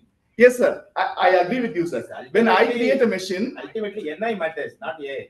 Sir, when I create. Natural yes, intelligence, all these things are natural. Without natural intelligence, no Yeah. use for even AIs are useless, but NI is not using it. Yes, of My- course. no, time is running. Yes, out. yes, sir. Please take The questions from us. last few slides. Because they're all theoretical. Yes. I'm not going to do with them. As within academia, to use or not to use AI. If I use it, it amounts to plagiarism. Then why should I use? All these people who have developed the AI are done it for meant for human use. When I use it, you say it is a plagiarism. Then you tell me what constitutes. Sir, even AI before that, plagiarism. Sir, even before that, I Answer my read some question. books. I read some books, and I just like that have those patterns in my mind, and I started using it in my research. So that is also plagiarism. That is also plagiarism, where the concept of plagiarism was not been aware of, because When there I was read no sec- software. When I Only read secondary sources, when I acknowledge it, now I'm safe. Whereas in the case of AI, you say that there is something, a PDF, something like that. You feed 100 pages that will give you a summary. When I use a summary, you say I am intelligent plagiarism. no, sir. No, sir. No, sir. It's not that. That's a kind of taboo which people they think that that is considered as plagiarism. That is not considered plagiarism. Once again. AI tools are within humanity and understand. Yes. We can use it for quantitative research. No, qualitative or quantitative, whatever it is. Any information generated by AI, any information generated by AI, does it constitute or not? Sir, any Yes, sir, no. in that case, my question would be, We sir. should use that. Sir, I have plagiarized my father's language now. yes, sir. In that case, whatever we have, the archetypes within us is itself a plagiarism, sir. That is why I ask you, please define what is AI plagiarism. Either you can answer or Vasanth can answer, because both of you talking about it. What constitutes AI plagiarism? Sir, language, first of all, we are at the very, like, what is it? We are in a infancy with regard to AI, with regard to plagiarism detection. I'm telling you because I was paid for this one to convert this without AI.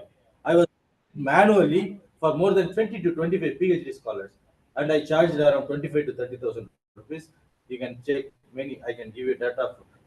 I was doing this one with paraphrasing it without AI. Yeah, I paraphrase Yeah, it we are without doing AI it. and I get it. Now we are going to, plagiarism. so now we are going to utilize it as a kind of assistant. Plagiarism is theft of idea, not language. Yes. But the main thing. our softwares are not capable of finding ideas. They only find because this institute, I do not know, because science can give something for now, it has given it and made money out of it. Just like how for Corona, just cover your face, you'll be fine. They said, just like that, I can give you the software through which you can control your research. And that software can be broken by another software. And they keep taking us from one window to the other window. All these windows are just fake windows, right? So I'm telling you, because I'm talking only about the language part of it. I'm not talking about the researchers, theories of research and application. I'm telling you, this research, like what as of now, what we call as when we do actually plagiarize is when I take somebody's concept as my own. For example, regular games assisted language teaching. It's mine, for example. That I just change it as integrated language teaching with the help of sport field. It is plagiarism. But Trinity will not find out this. It will not come at all. So you have to do research on what constitutes AI. Sometimes, I asked Meta AI. I asked Human Meta AI, Sir, how many AI tools are available? It says every now and 150. then we Is this cannot answer Turnitin or plagiarism or not? sir, this is justify not ourselves. authentically. That is what How I'm do I know saying. it's authentic or not? If you just go and search cannot for find. other That is AIs, what students are doing. They go and ask the right assignment. That's So what why we is are- it a plagiarism? sir, That is what scholars are doing. Why sir, you that call is it why a I say, plagiarism? that is why I say, What do you say? we need to have some better idea into that. Yeah, I'm sorry, sir. Yes, my last two slides. Yeah, can AI replace human teachers? Can I answer for this? Yes, madam. Yes, sir. When you said this, I was reminded of a prose piece, The House That Died, written by Bertrand Russell. Yes, written long back. Yes. The child was learning at home with the help of the system, where the mechanical teacher teaches, and every day the child puts the homework assignments in the input slot. Slot, yeah. So, but the child misses the real live teacher, and also the classmates where they greet each other in the morning. Yeah, very good, They very share good. their Thank food, you. everything. So please answer But this that question. doesn't want the system. It wants to go to school. Okay, it was then. Yes, yes, madam. So as you said, it misses the real human-like teacher. Now this is the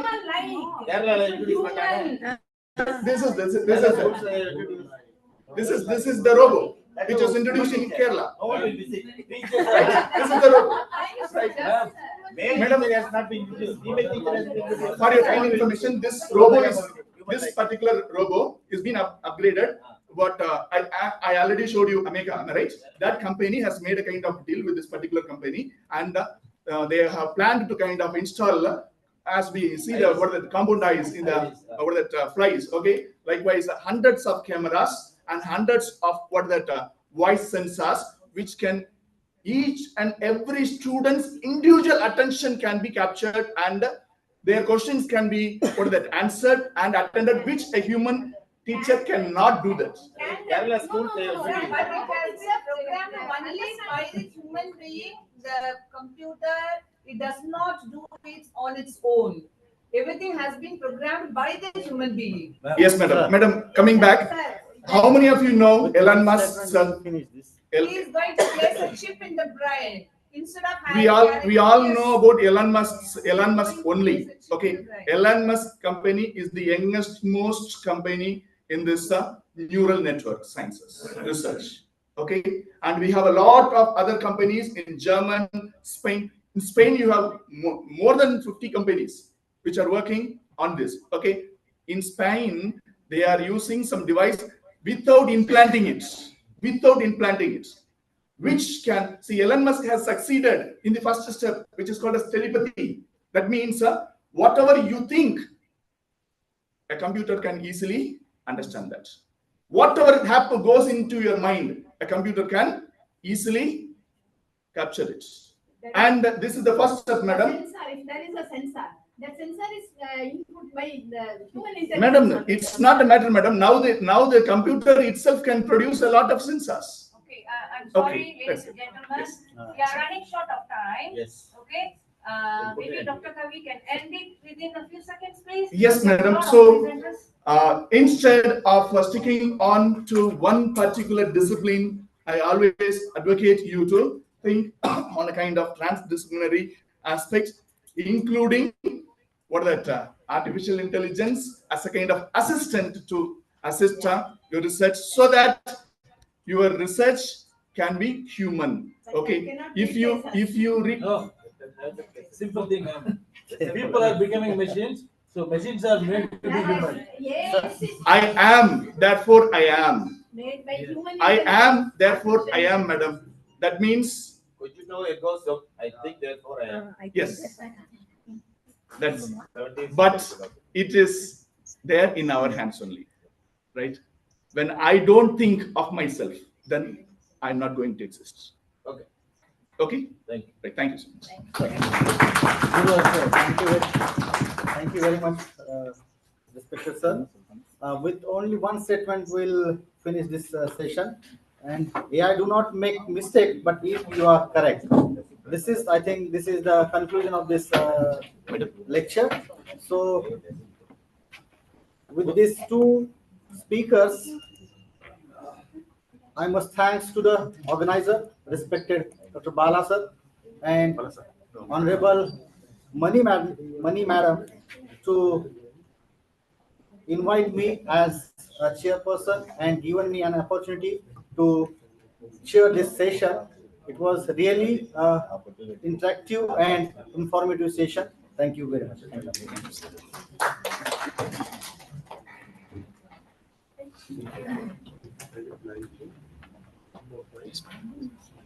Thought-provoking session. Thank you, sir. Thank you all for your interaction also. The video more than the best. All right. Yeah. That was a very thought-provoking session. Thank you, Dr. Kavi. Thank you. Okay, I'm sure all of you have lots of questions to ask him about AI and the artificial intelligence. We'll have lunch later and you can spend the whole afternoon talking to him. Yes, he's going to be with you, all right? Okay, we are going to have the parallel session now. Okay, the following names. Sir? The following names, please follow Dr. Shamini to another room on the ground floor. Okay. Now, after the session, after you finish your individual presentations, please come up here. We will have a short closing ceremony, and then you have to adjourn to the other block for your lunch. Okay, I think all of you got down there, right, just now? We will just take a slow walk to have your lunch, and then proceed with your photography session and end your tour. Okay, I hope I'm clear. Okay, these following names, please follow Dr. Sharon. Okay, Dr. Janaki, where are you, madam? Okay, Dr. Gayatri, uh, K. Devi Meenakshi, Mr. Renaud Rocky Lemos, Dr. More Anuprika. Are you here? Okay. How do I pronounce your name? What is M-O-R-E? More. Okay, More. Not a Tamil name, huh? North Indian. Sorry, like a South Indian. Okay. S. Harini and D. Janani from VIP.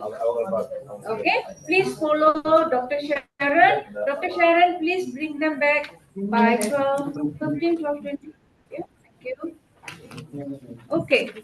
The following people will be presenting here. Okay. Those of you who are their cheer group members, maybe you want to follow them.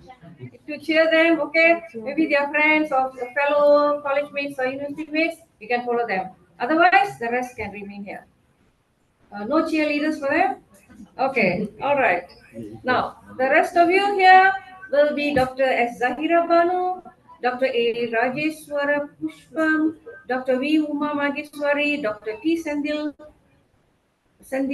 Veerakumari, Dr. G. Priya. Yeah? It's a combined paper. Oh, okay. She's given like that. Yes. And Divya Prabha. Yeah. Okay, wonderful. All right, we'll start with Dr. Zahira Banu first, and I'm only going to give you 7 to 10 minutes. Okay. My students usually know when I say present within 20 minutes, if they don't stop within 20 minutes, they'll know Dr. Mani was minus 1 mark. I'll say how beautiful your presentation is, how good it is. After 20 minutes, a minus 1 mark. Okay, carry on talking. Minus 1, minus 2, minus 3. I love to do that. Okay, so it's a joke, don't worry. Okay, can we have Dr. Zahira Banu, please? Thank you. You have slide? No slide. Wonderful.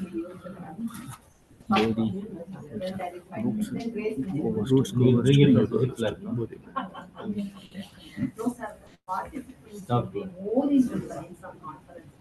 Sir.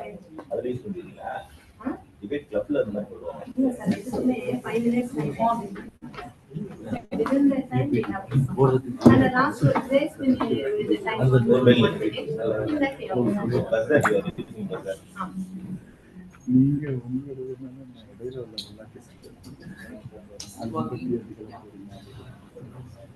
So, good morning, friends. I think my paper will be in a way similar to what the keynote speakers just now presented, but slightly in a different way. My topic is interdisciplinary insights, the impact of digital turn on English studies and digital humanities. We know in the recent decades, we have witnessed a paradigm shift with the digital technologies transforming how information is created, assessed, and analyzed. So this digital turn has profoundly reshaped the landscape of English studies and digital humanities. And the digital turn, it actually refers to the increasing integration of digital tools, methods, and perspectives into the field. And my paper, it explores the multifaceted impact of digitalization on English studies by examining case studies that highlight the integration of digital tools in textual analysis and teaching practices, My study seeks to illuminate both the benefits and challenges of digital turn in English studies.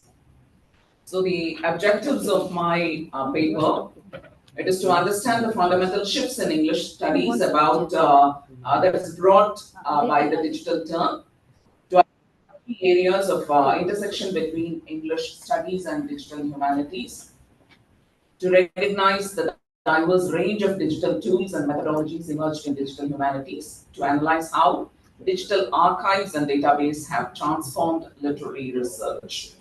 The research questions are: how has the digital turn altered the traditional methodologies in English studies, such as textual analysis and literary criticism? And what specific projects or initiatives demonstrate successful interpretation, successful integration of English studies and digital humanities? And how are computational methods such as text mining, data visualization, how these are applied in DH, that is digital humanities projects, and how have digital archives and database increased accessibility to literary texts and resources. So in the case of textual analysis, what sort of a change it has brought?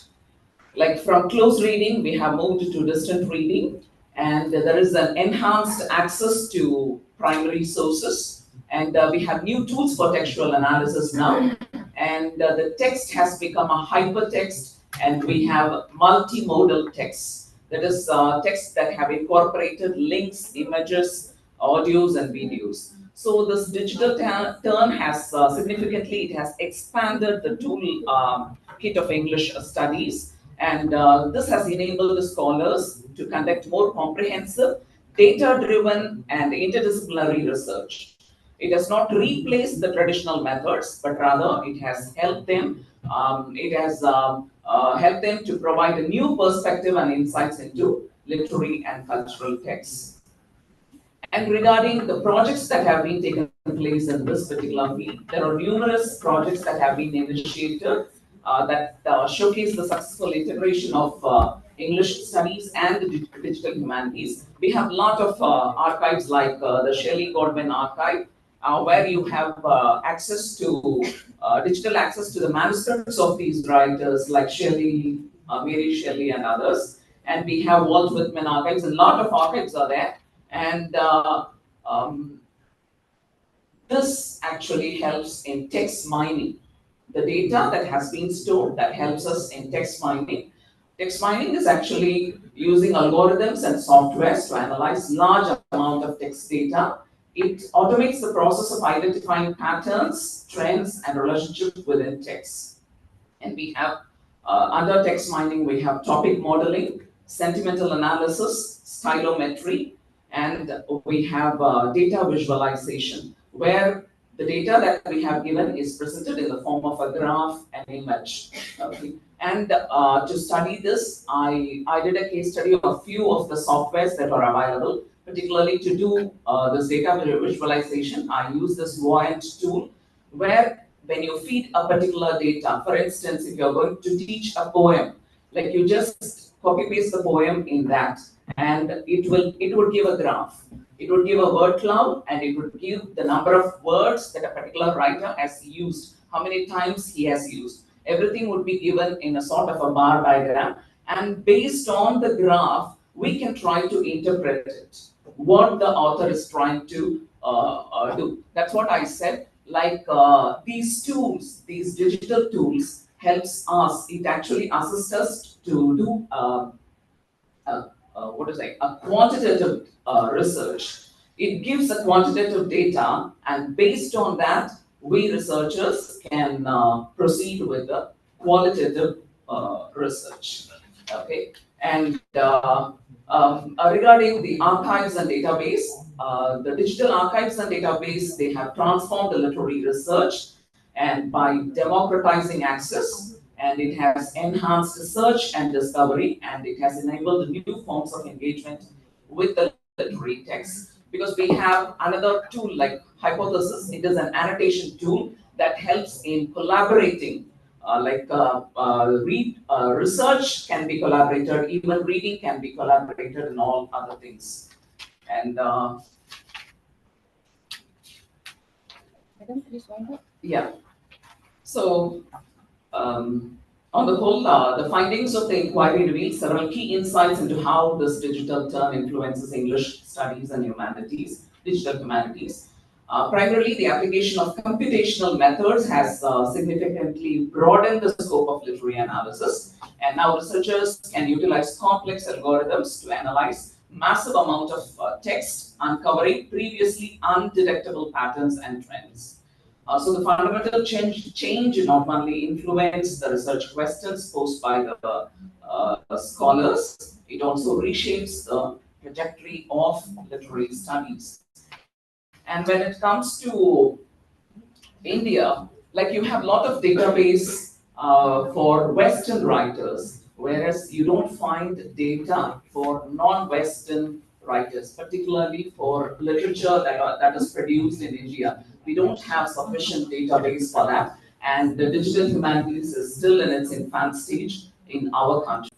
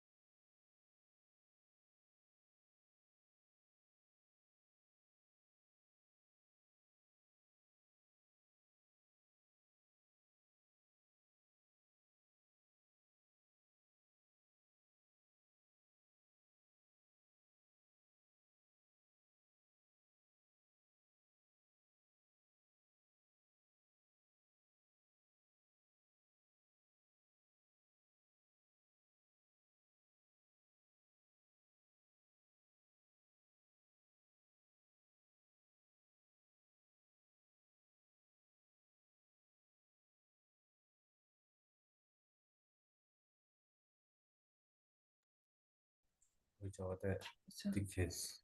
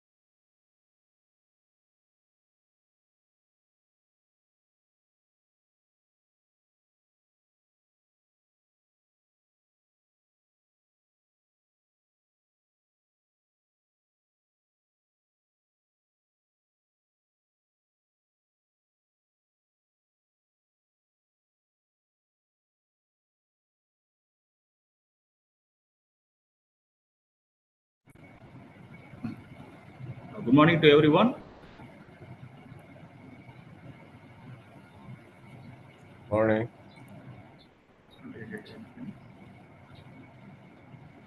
Good morning, sir. Hello. Good morning, sir. Good morning, sir. Good morning, sir. Good morning. Good morning, sir. Good morning, sir. Good morning, sir.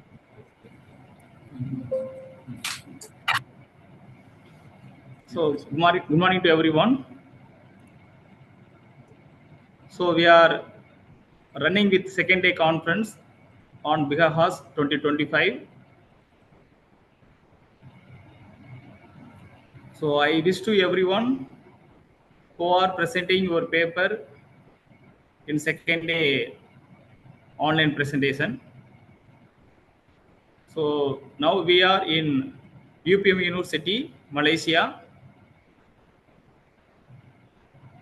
So, we happy to meet you via Zoom meeting hall. Now we are going to start online presentation. So today's online presentation chairperson is Dr. Professor Kaviyarasu from Vivekananda College, Kanyakumari. Now I hand over to the session today's online presentation chairperson Dr. Kaviyarasu.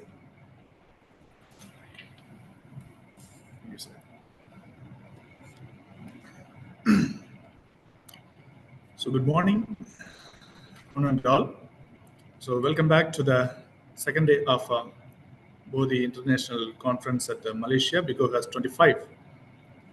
And today we have 15 participants, presenters. And, let me just ensure the participants. The first presenter is Motimsu Jamir, research scholar, Nagaland University. Is the first presenter available? Yes, sir. Yes, can you just unmute your video and you can start presenting. Shall I start my presentation now? Yes, you can. Okay.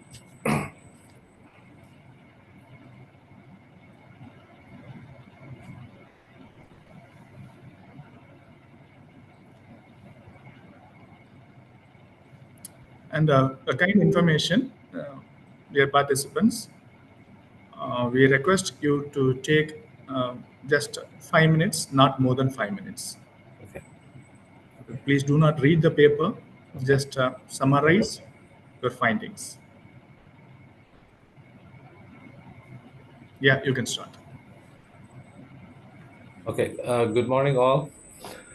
I am Muatam Sujamir, research scholar from Nagaland University. My paper is on evil stepmothers in two Naga folktales, exploring psychological anxieties and resistance to patriarchy. Now, narratives are very important, particularly when it comes to people like Nagas and people in the northeast of India, because we did not have written script, and then oral literature and oral narratives were the channel through which we values and all these customs practices were transmitted. So stories, in that context, stories hold a very important role in the society, and then evil stepmother is a regular feature in such stories. Also, historically, because of high maternal mortality rate, the presence of the evil, the presence of the stepmother is very well documented all across the world because of high maternal mortality rate. And also, The behavior of the stepmother has been examined through evolutionary psychology, suggesting that you know there is an instinct to maximize our own progeny, because of which stepmothers behave in a different manner towards non-biological offsprings. And therefore, within that context, the paper examines two Naga folktales that feature the evil stepmother. And for literature review, I went through Bruno Bettelheim, Use of Enchantment and the Meaning of Importance of Fairy Tales. He's a psychologist, and then in this book, he attempts to understand the psychological significance of fairy tales, particularly featuring the evil stepmother. And then it gives a very good account of how children, they devise this split in the mother for their psychological development. However, the criticism for his work is that it neglects editorial and historical origins of the stepmother, and also it can feel reductive and dismissive of other potential interpretations. Now, another book that I went through was Maria Tatar's Hard Facts of the Grimm's Fairy Tale. And then in this, she focuses on the historical as well as the editorial side of the of fairy tales featuring stepmother that has become very common now. In her book, she says that evil stepmothers stand as an abiding source of evil in countless fairy tales. And then that is why it resonates across all culture, not only in one side of the globe, but across all culture. There are stories featuring evil stepmother. And she's also aware of the historical fact that it could have been mothers who were bad mothers that gave rise to the evil stepmother, because the earlier versions of Snow White originally feature biological mother as the antagonist and not the stepmother as the antagonist. And later on, because of editing, stepmother was introduced. So taking these two works, the study adopts two folktales, studies two folktales, the stepmother and then Man Turns to Monkey, as found in the Fables of the Misty Mountain, a collection of folktales published in Nagaland. Now in folktale one, there is a man with two wives, and then one dies after giving birth, and while the second wife remains childless, and then the second wife hates this son, and then out of deception keeps this father and son apart. And then after a while, the father wants to meet the son, but then the mother has convinced the son that his father wishes him to die. So the child becomes afraid of the father when the father goes to meet him and falls to his death. Now, if we are to give an analysis psychologically, from Bettelheim's point of view, it is the psychological adaptation of children to maternal split. The first mother, who is the biological mother, can be understood as this nurturing side of the mother, and then the second mother can be considered as this disciplining side of the mother, as indicated in Bettelheim's study. And then it can also be seen the split projected by the child is not only from the child's perspective, but also it can be seen as the psychological response of the mother, who has to deal with her own ambitions, at the same time who has to deal with the expectation of the society as a mother to look after the mother, to look after the children, to be selfless and all these things. And also the second mother being childless is also a reflection of societal expectations of women in society, and then particularly in a very patriarchal society, women are seen as this vessel through which progeny comes into being. And then women who are unable to bear children are sort of seen as an aberration to womanhood and women in general. So, and then the women exercising control over can also be seen as her exercise of agency, her exercise of freedom to do the things that she desires despite the expectations, the other expectations that is incumbent on him through society. Now, in folktale 2, in another folktale, a mother, a man marries another woman after the death of his first wife, and then the second wife mistreats the children and banish them to the fields, and then they are forced to survive on their own, and then they gradually lose their human self, and then they are transformed into monkeys. The father finally returns, but then they are unable to communicate because his children have turned into monkeys. Now, for the analysis, again, the split in the mother can be seen as the first mother and then the second mother, where one side is nurturing and one side is disciplining or even antagonist towards the children. And then the split is also not only a projection of the children, but there is a split that is happening in the children themselves. As Bettelheim notes that children often dissociate within themselves because there are some part of themselves that they cannot identify with, or they do not want to be identified with.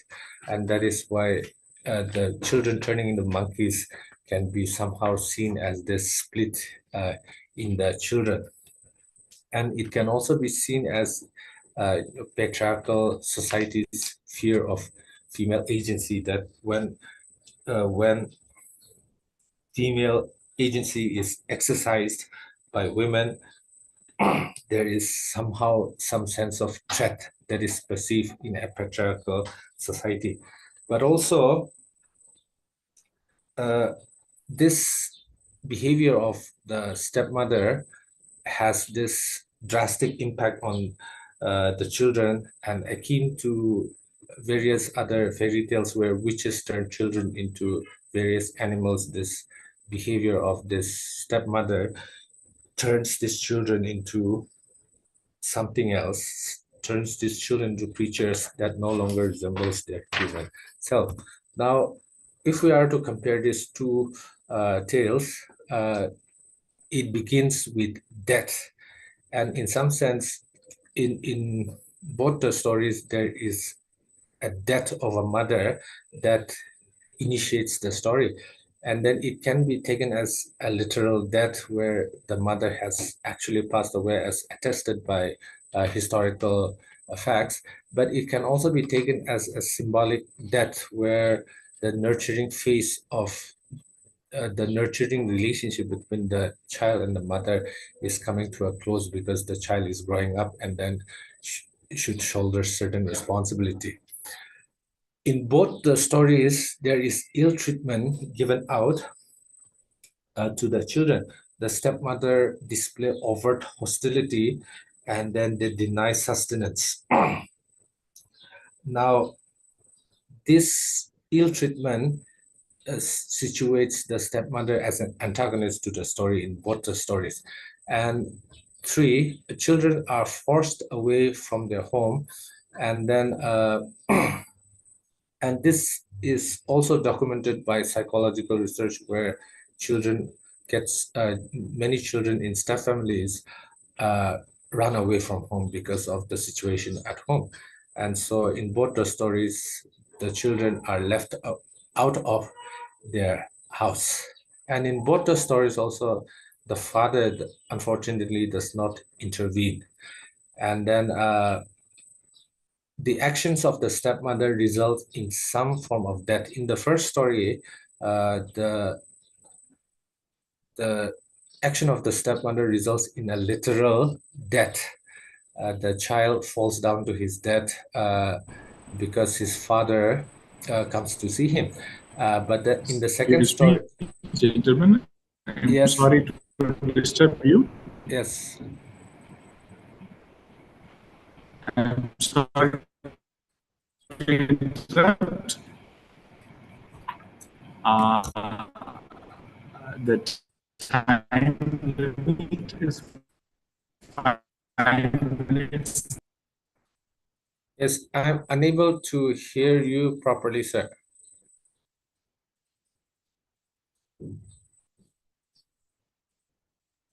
You have So only 5 minutes. kindly, Yes, I'm coming to an end now. present the findings. Yes, and then so these are the findings, right? And then both the stories, yes, both these stories are curiously silent on the fate of the stepmother. Now, after this, we're coming to a close.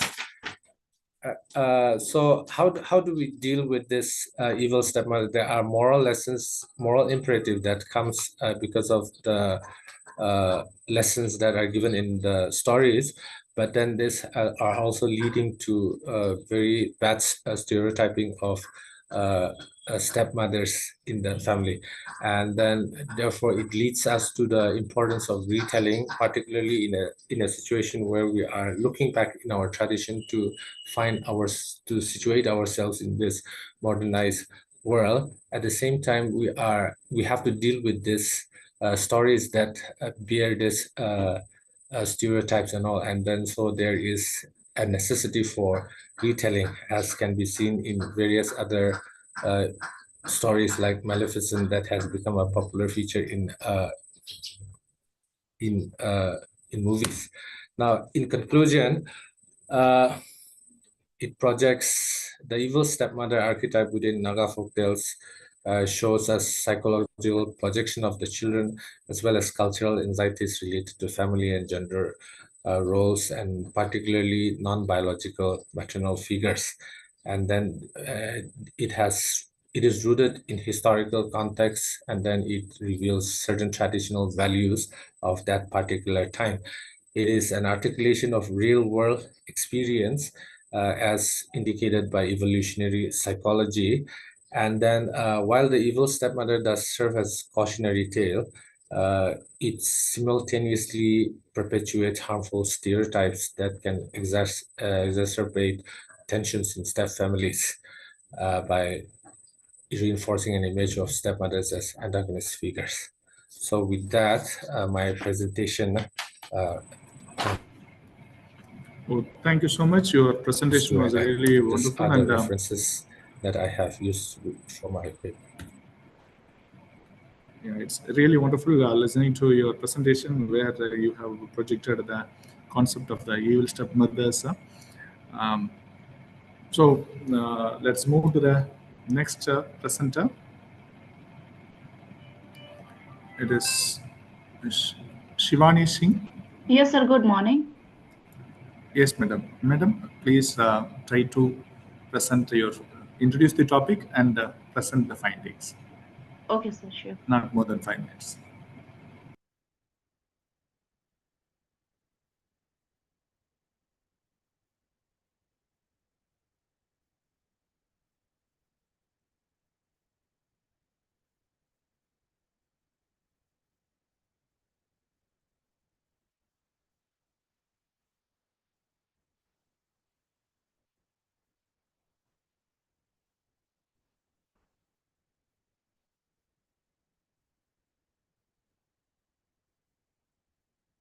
Good morning, everyone.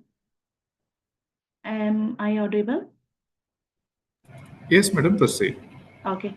Good morning, everyone. My name is Shivani Singh, and I am glad to present my research work at the 4th BODHI International Multidisciplinary Conference on Modern Research in Humanities, Arts, and Sciences. My presentation topic is Effect of Aquatic Pollutants on Clarias batrachus inhabiting different water bodies of Varanasi, India. My research has been done under the valuable guidance of Supervisor Professor Neeta Raj Sharma ma'am and Co-Supervisor Dr. Rahul Singh sir.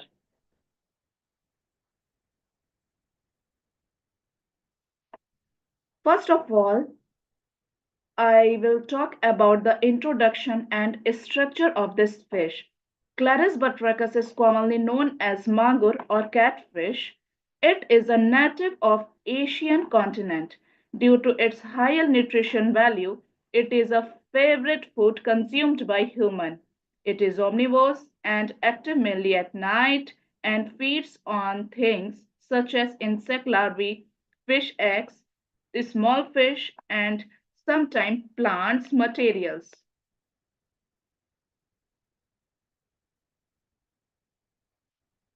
Since I live in Varanasi, I selected 5 ponds from here and studied the fish of those 5 ponds.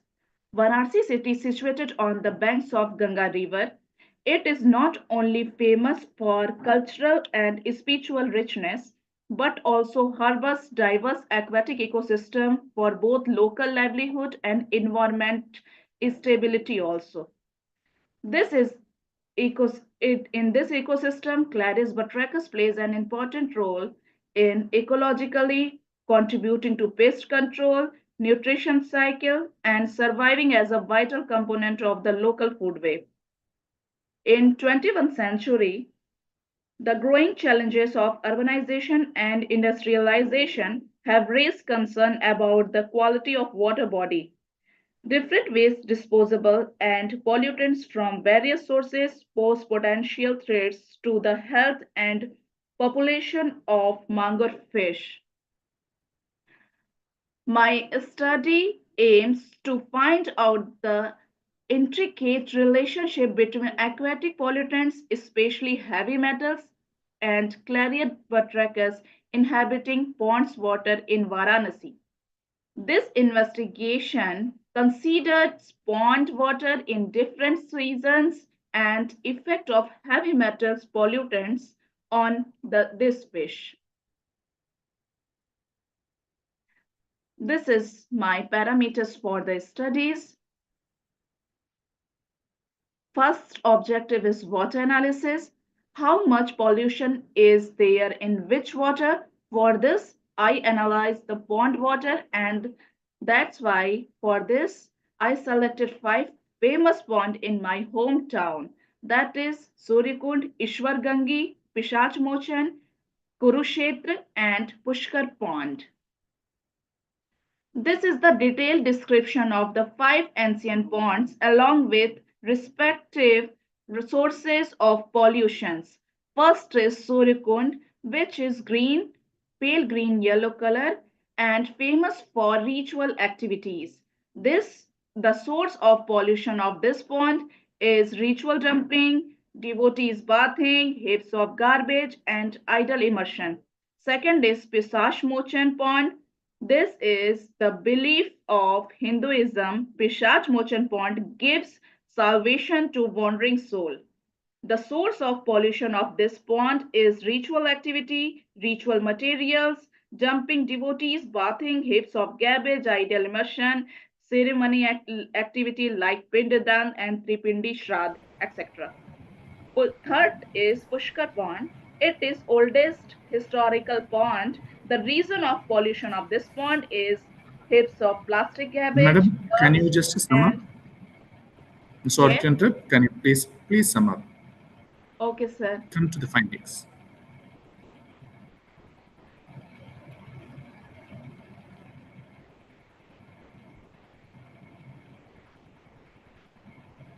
This is result for my water analysis. And morphometric, after the water analysis, fish were taken from 5 different ponds and morphometric analysis were done. Morphometric analysis has been followed by different parameters. This is a table of mean maxima, median, and standard deviation of different morphometric characteristics of Cladus batrachus of 5 different ponds. And it was found that the fish in the contaminated pond were found to be smaller.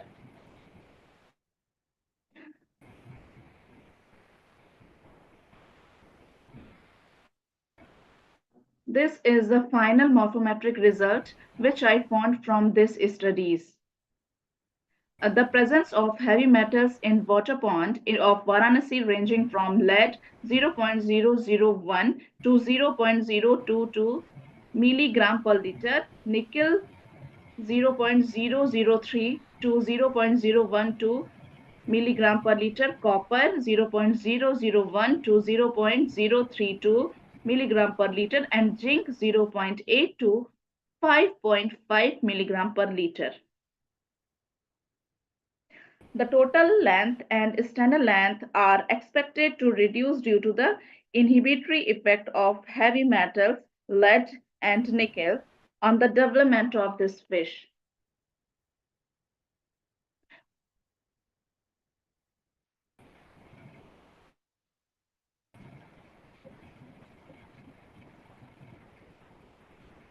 I also observed the effect of heavy metals on the fish liver, kidney and gill. This is the transfer section of kidney of Cladus batrachus in different season.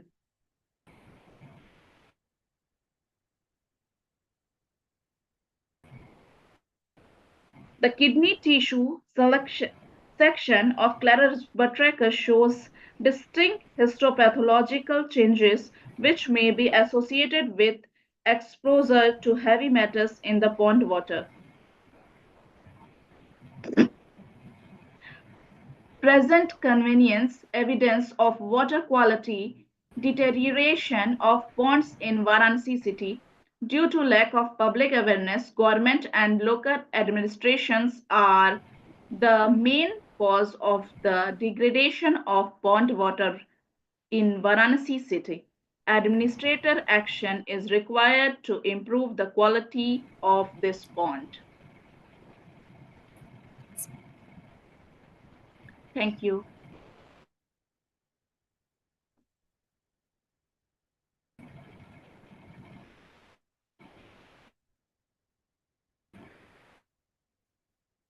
Thank you, sir.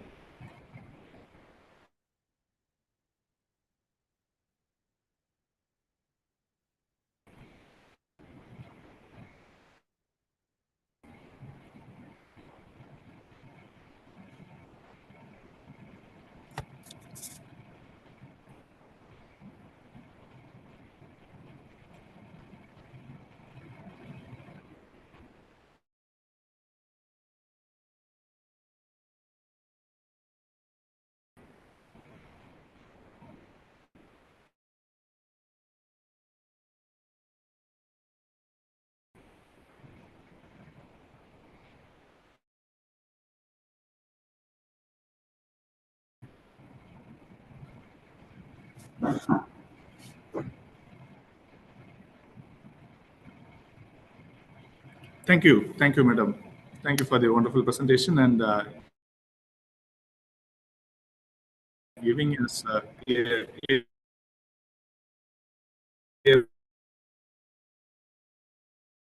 picture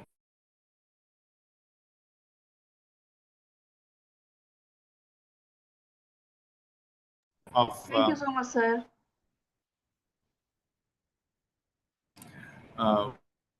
the aquatic pollutions. So you can see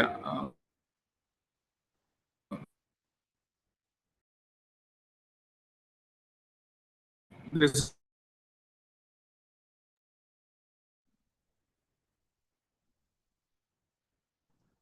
Hello, sir. You are not audible. is also a kind of eye-opener where the human beings should be a kind of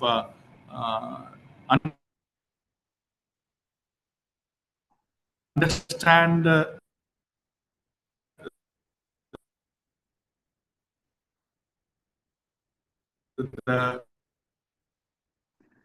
Sir, your voice is not audible.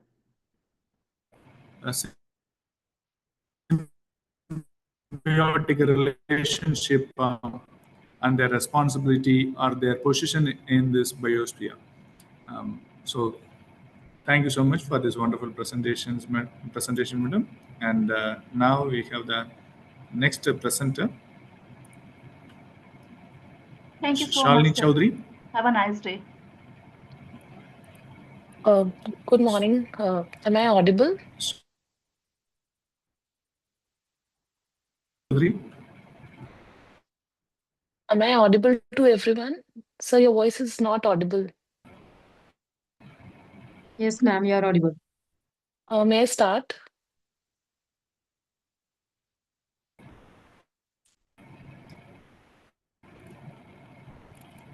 Is not here. The next presenter is No, sir, I'm here. Your voice is not audible. Shabana. Sir? Excuse me, sir.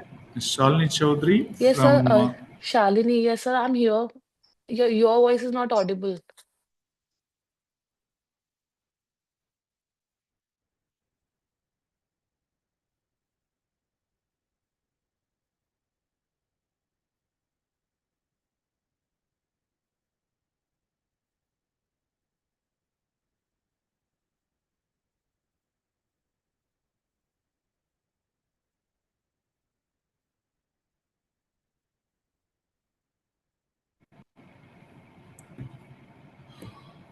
Madam. Am I audible?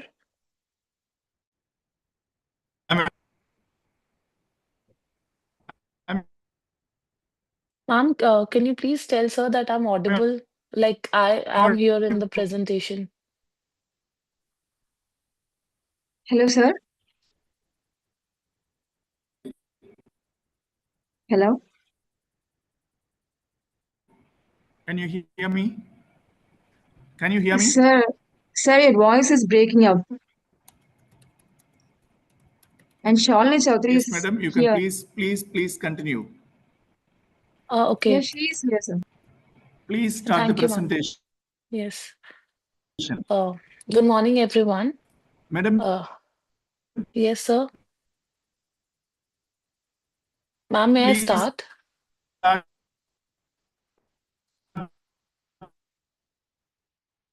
the presentation.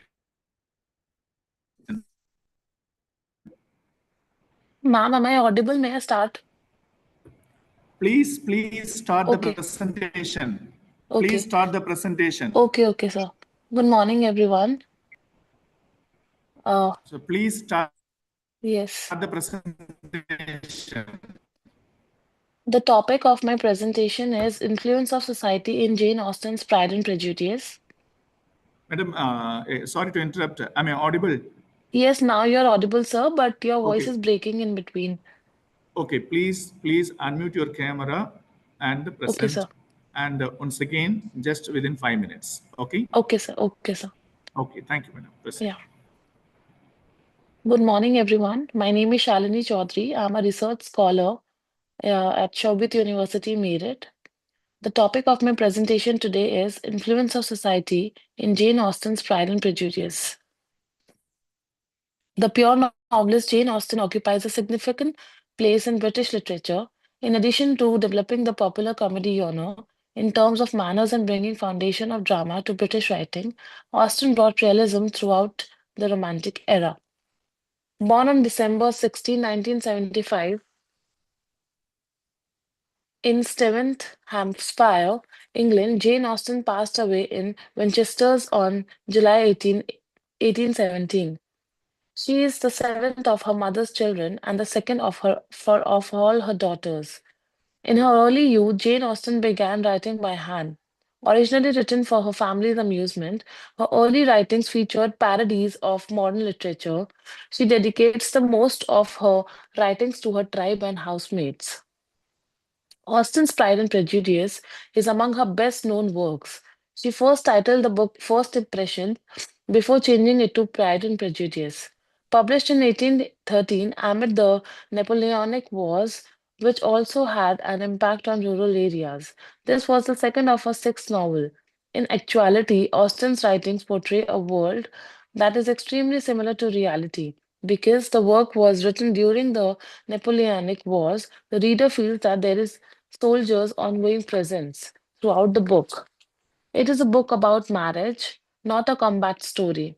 Its protagonist is a woman named Elizabeth rather than a soldier. She was a young lady whose own biases occasionally affected her decision making. Her own judgment was respected.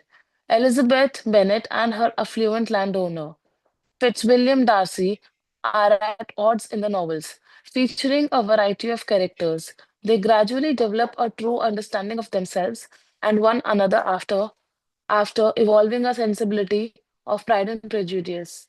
Mr. Bingley and Mr. Darcy, Charlotte, Miss Collins, and Luke's family are more characters.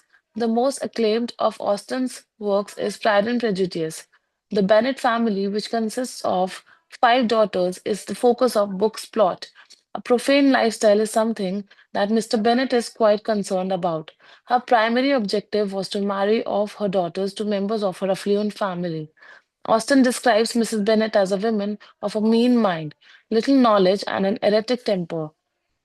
She imagined herself to be anxious when she was unhappy. Getting her daughters married was her life's work. News and visits provided comfort. Novels depict society in a variety of ways, portraying Elizabeth Bennet, who views her marriage as a crucial aspect of her existence and has the power to move things along when needed. Her relationship with Darcy appeared to be devoted. The book should stress how important money is to a wedding. It is a rejection of prejudice and using as well as projection of bias oppression. Pride and Prejudice concurrently depicts four distinct wedding styles that are highly disparate from one another. The first is Charlotte's marriage to Collins. She just gets married in order to fulfill her goal of stability. A marriage serves as a concrete illustration of women's social standing in the 19th century. Those from the upper classes were part of the patriarchy that ruled society at that time. Women hardly own anything, whether they are married or not. Therefore, the only way to obtain both necessities, money and class, is through marriage. Now I'll proceed to the conclusion. The issue of modern society is the most important of many different themes in Pride and Prejudice. Through the members of the community's middle class, Austen depicts the conflicts between the social classes. Individuals fight for their rights and secure a respectable position in their community. Inequality and societal bias are examined in the book, and after they are identified, society emerges from their biased state. In the book, Austen makes clear that the intolerance or cruelty based just on a person's gender or property are not indicative of a cultured or well-mannered person. For this reason, she presents her heroine without any negative charm. She also emphasizes the importance of her straightforward approach to marriage by demonstrating that it is founded only on love and feeling. Austen makes an effort to criticize people's hypocrisy throughout the book. Austen made every attempt to provide an authentic portrayal of modern society, given that she is a woman. Austen might know more about women than other male writers. Thank you, everyone. Thank you, madam. It was really wonderful. Once again, happy to hear after a long time Austin's paper. And Yes, sir. this is, of course, a work which stands the test of time. And um, thank you for the presentation. It was so Thank you. Thank you, informative. sir. And of course, once again, you have compiled it very well. So very good, madam. And let us move to the next presenter. Thank you, sir. Shabana, Assistant Professor, SSMRV Degree College, Bangalore. Ms. Shabana. Ms. Shabana is not here. Okay. So am I audible now? Yes, sir. Okay, thank you. In that case, let us Yes, move sir. to the next presenter. Ms. Vijaya Lakshmi. Yes, sir. Yes, madam. Kindly present in 5 minutes.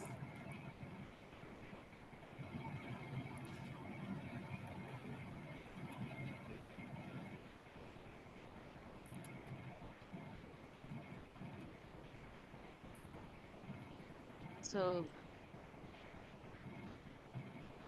good morning, everybody. The topic of my presentation is the power of connection, the importance of interpersonal skills in workplace. Am I audible? Yes, madam, you can proceed. Am I audible? Yes, sir. So, in today's dynamic and connected work environment, technical expertise alone is no longer sufficient for professional success.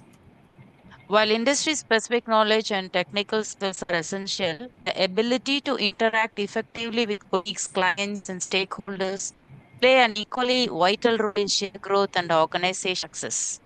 Interpersonal skills such as communication, emotional intelligence, active listening, teamwork, and conflict resolution are fundamental in fostering productive workplace relationships and maintaining a positive organizational culture. Strong interpersonal skills contribute to improved collaboration, enhanced problem solving, and greater adaptability in fast paced work settings. Effective communication ensures clarity in task execution, minimizes misunderstandings, and strengthens team cohesion. Emotional intelligence, on the other hand, enables employees to manage workplace interactions with empathy and self awareness, and it fosters inclusivity and mutual respect. Moreover, leaders who possess strong interpersonal skills can inspire, motivate, and engage.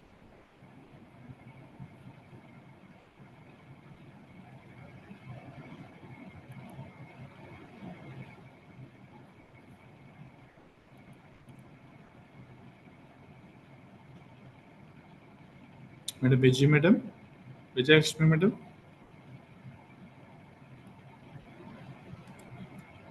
Vijay Lakshmi, madam.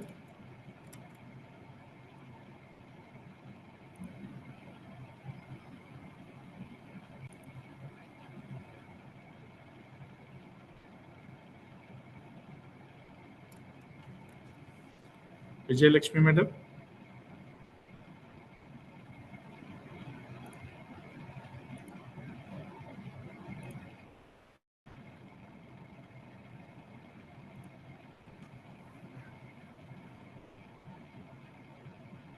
There is some problem with her connection. I think Vijay Lakshmi, madam.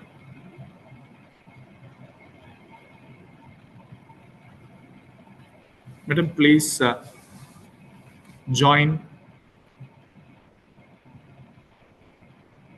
Please connect your audio, madam. Madam, please connect your audio. Yes, madam. Madam, please unmute. Madam, please unmute your audio. Yes, sir. Yes, madam. Please continue. Yeah. Despite their significance in this interpersonal skills, they are often overlooked in formal education and professional training programs. Many organizations prioritize technical competencies, but they neglect soft skills that are essential for workplace harmony and efficiency. This gap often leads to workplace conflicts, communication breakdowns, and reduced employee morale. Recognizing and developing these skills can create more engaged employees, stronger teams, and more resilient workplace. So this paper explores the power of interpersonal skills in workplace, highlighting their role in effective leadership, teamwork, and organizational success. It also examines strategies for enhancing these skills through targeted training, mentorship, and continuous self-awareness. By fostering a culture that values interpersonal skills, organizations can definitely create an environment where collaboration thrives, productivity increases, and employees feel valued and empowered. So, in the role of interpersonal skills in workplace success, clear and effective communication is the foundation of a successful workplace. Employees who can articulate their thoughts, actively listen, and provide constructive feedback can contribute to more efficient work environment. So, open communication reduces misunderstandings, minimizes workplace conflicts, and enhances teamwork. So, furthermore, effective collaboration requires individuals to share ideas, respect diverse perspectives, and work collectively towards common goals. And the emotional intelligence is very important as a intrapersonal skill. Their work demonstrates how self-awareness, empathy, and relationship management contribute to leadership success and employee engagement and overall workplace efficiency. Emotional intelligence is a key component of interpersonal skills. It enables individuals to understand, manage their emotions while also recognizing and responding to emotions of others. Employees of Employees with high emotional intelligence can demonstrate self awareness, self regulation, motivation, empathy, and social skills, which will make them more adaptable and resilient in workplace, and they build trust and inspire their team members. Conflict resolution and problem solving will effectively work with the interpersonal skills to navigate disagreements constructively. Employees who can identify issues, communicate concerns diplomatically, and work toward mutually beneficial solutions can contribute to a more harmonious work environment. Conflict resolution skills improve decision making, enhance relationships, and prevent minor issues from escalating into larger disputes. So, the impact of interpersonal skills on leaderships. Successful leaders always possess strong interpersonal skills that enable them to connect with their teams, foster a positive work culture, and drive engagement. Leaders who can communicate effectively, provide a guidance, and show empathy create an environment where employees feel valued and motivated. Strong leadership contributes to higher employee retention, increased job satisfaction, and enhanced organizational performance. So, leaders with excellent interpersonal skills understand how to encourage and empower their teams by providing clear expectation, recognizing the achievements, and of offering constructive feedback. They create a supportive workplace atmosphere. So, some strategies for developing interpersonal skills, training and development programs. So, the work in the workplace, the employees can be given some training program, so, related to communication, emotional intelligence, conflict resolution, and they can enhance their interpersonal skills through this targeted training program. And also, they can conduct some workshop on communication, emotional intelligence, and conflict resolution. They can provide employees with practical tools for improving their workplace interaction. Some role play exercises, case studies, and real world scenarios also can help them reinforce these skills. And then mentorship programs also can provide employees with guidance from experienced professionals who model effective interpersonal skills. Coaching sessions allow the individual to receive personalized feedback and develop strategies for improving their communication and teamwork. Employees should be encouraged to encourage in self-reflection to identify areas for improvement. Tools such as personality assessment, peer feedback, and self-evaluation can help individuals recognize their strength and weakness. Developing self-awareness enhances emotional intelligence and foster continuous growth in interpersonal skills. So, the organizational benefits of strong interpersonal skills improvements include higher employee morale and engagement, reduced employee turnover, improved productivity and innovation. So developing a workplace culture that emphasizes interpersonal skills will encourage open communication. Recognizing and rewarding the interpersonal skills will foster a team-oriented work environment. But there are some challenges in developing interpersonal skills. So some employee may resist developing interpersonal skills, viewing them as secondary to technical expertise. So organizations must emphasize their importance and integrate them into professional development program. And then diverse workplace require an understanding of cultural nuances in communication and interpersonal interaction. So training programs should address cultural competence to ensure inclusivity and respect among employee. And, and interpersonal skills require ongoing development. Companies should provide continuous learning, not only for a time period. Continuous learning opportunities must be given through training, mentorship, and regular feedback to sustain improvement. In conclusion, interpersonal skills are essential for professional success and organizational growth. Effective communication, emotional intelligence, teamwork, and conflict resolution play a crucial role in shaping workplace dynamics. Organizations that invest in developing these skills benefit from improved collaboration, higher employee engagement, and long-term success. By prioritizing interpersonal skill along with the technical expertise, business can create a more connected, productive, and thriving workplace. Thank you.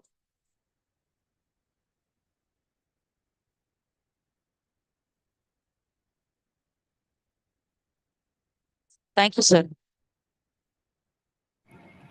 Thank you, madam, for the wonderful presentation. Of course, this is the need of the hour. Once again, Yes, sir. most of the companies, they move from probably from Tamil Nadu to other states and from India to other countries, Yes, sir. especially the BPOs and other Yeah, voice-based kind of companies. They move from India to other countries. They move to Philippines, and it's all because of the lack of the interpersonal communication skills in the students. So they have their, they think that they are capable Yeah. of, but they are not. So there's a kind of lack of balance between the uh, kind of performance and competence level in the students. So they think that they have the competence, but when it comes for performance, they do not fare well. Okay, so thank you for the presentation, wonderful presentation. And Thank you, sir. I heard Thanks for the opportunity. The next chairperson is our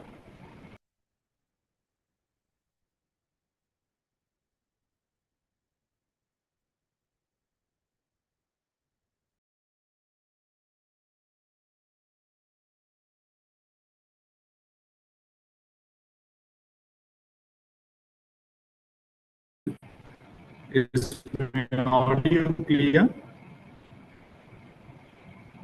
Madam Vijayalakshmi, madam, Your is my audio audio is breaking, clear? sir. Now it's fine, sir. No. Now it's fine, sir. But to Manju, madam? Okay. So the next presenter is Mrs. Nasreen Sultana. Mrs. Nasreen Sultana. Sir, your audio is breaking, sir.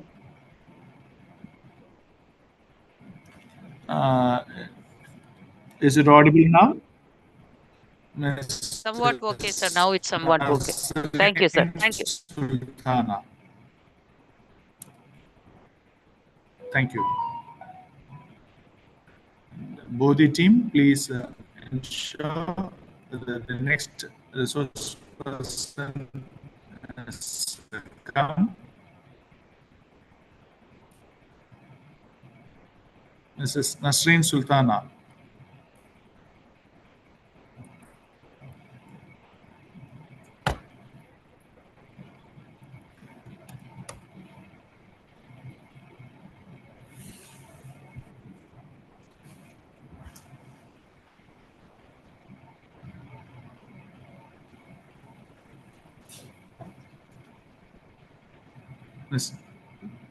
Mrs. Nasreen Sultana.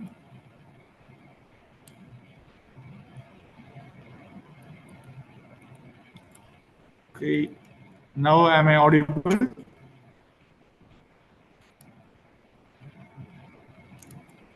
The next presenter is Dr. R. Kumaran Balaji.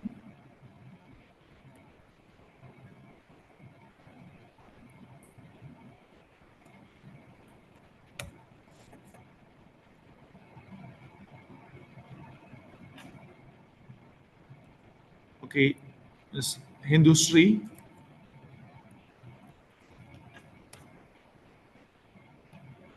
Ms. Hindusri. Yes, sir. Am I J. audible, sir? Hindusri. Am I audible?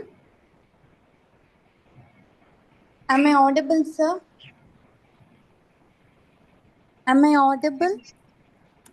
Excuse me, sir. Dr. M. Malini. Excuse me, sir. Sir, we are here Dr. M. only. Malini. We are here only.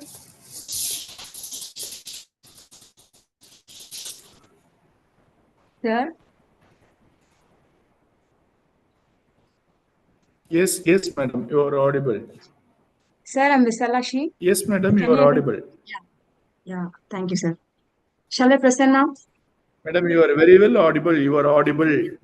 Yeah, thank you, sir. Good morning, everyone. Yeah, I'm Visalashi from Alamein Arts and Science College, Kumbhakona. Today, I'm going to talk about the misrepresentation of mass media, particularly for the youngster society. Ms. Nasreen Sultana. Sorry, sir. Your voice is breaking up. Ma'am, you can continue, ma'am. Yeah, thank you, ma'am. Okay, I'm going to talk about the misrepresentation of mass media. Of course, mass media and virtual communication nowadays helping the humanity in a very, very big level. That's the reason we people are collaborating here and talking about international conference in this platform. Virtual communication is only the leading path for us to communicating here. Even though the mass media is getting wrong way, misrepresenting themselves through the media, and that will lead the cause and the effects of the youngster society. The very first, I would like to talk about the screen addiction of the youngster society. Because of multimedia development, every day youngsters and school-going students are waking up with a mobile phone and they were going to the bed with the mobile phone. They're not able to study the books. They can't able to sit in front of the books at least a half an hour. They would like to see the movies and they would like to scroll down the screen shots every day. They give the first preference for the media and they want popularity through YouTube. So YouTubers cultures are increasing day to day. Every people, though, even though they have the knowledge of the subject or not, they would like to open the YouTube channel. Whatever they wish, they will posting the YouTube channel. That will cause the destruction of the society. Mass media is very fine, but few people are using that in a very wrong way. Even though the platform of the YouTube channels and the Facebook, Instagram IDs, they were not blocking the person and particular IDs, they were using them or letting them to do their work continuously. This is the negligence I would like to say. They have to take some responsibility. They have to be protective for the people because many of the students are using these platforms for their studies. So they have to take some sort of response. Then, when come to Kollywood movies, nowadays movies are misrepresenting the heroic qualities. Because once upon a time in 90s movies, heroes are having a very neat shaped face and they were dressing very well. They would use to give the moralities and divine qualities with the human being. But nowadays, pulling out culture is trending here. And particularly Kollywood movies in South Indian side, pulling your culture is developing a lot. People and particularly youngsters are using this kind of a culture. They were influencing by this culture. they were modulating themselves very wrong way. And they were communicating in a very localized language, including classrooms. And then dark patterns are there in multimedia, and it's a e-commerce is developing a lot nowadays. So dark patterns is a user interface with less detailed images, and they try to increase the customers to click on the pages and knowing the purchase details, and it will show the less detailed images to click on the customers. They get the details of the persons. This is the wrong way. They have to give all the details about the product, but they were not doing that. And the second point, advertisements. Advertisements, they would like to sell their products, but instead of selling the product, they were showcasing the female body, and they were selling the humanity. They were selling everything for the money. So now I want to say that the theme of the lifestyle is nowadays changed a lot. Purchasing and consumption of commodities is very, very important here. If you want to change yourself, elite, like you want to buy whatever elite people are buying without knowing the cause and effect of all those things. You are a middle class people, you don't have money to buy all those things, but you have to buy. Then only people will respect you. These sort of messages and information changing and ruining the youngster society. That's what I want to say. Thank you.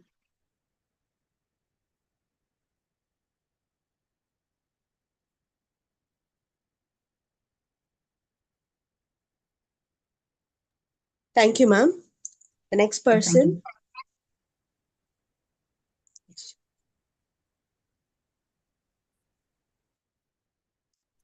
Is Nazrin Sultana here? Mrs. Nazrin Sultana?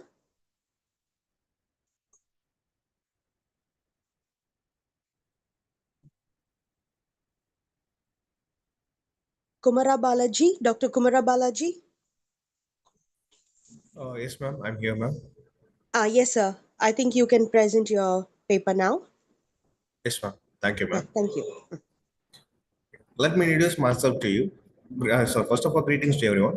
Let me introduce myself to you. I'm Dr. R. Kumar Balaji, working as a guest faculty, School of English and Foreign Languages, the Gandhigram Rural Institute, Gandhigram. So, my paper entitled as Dismantling Barriers, Unveiling the Layers of Marginalization in Mahesh Tara. So, Mahesh Tara is a two-act play which focuses on marginalization. So here Magesh Satani focuses on gender bias and discrimination of women, and he is famous for LGBTQ theories and so many. And he just focuses on identity crisis also. So when you just come to the novel, I mean the play Tara, he explains about how Tara character focus. Feels too frustrated for on marginalization. On hearing on when you just go through the situation of Tara, you might feel how pathetic you might be.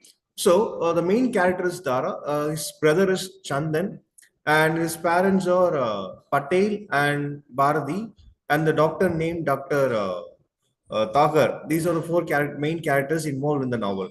So Tara is an identical twin for Chandan. Chandan and Tara are identical twin or conjoined with each other, and they just have three legs. So when they just discuss with their parents, the parents ask the doctor to operate the leg for his son, not for the doctor, not for the daughter.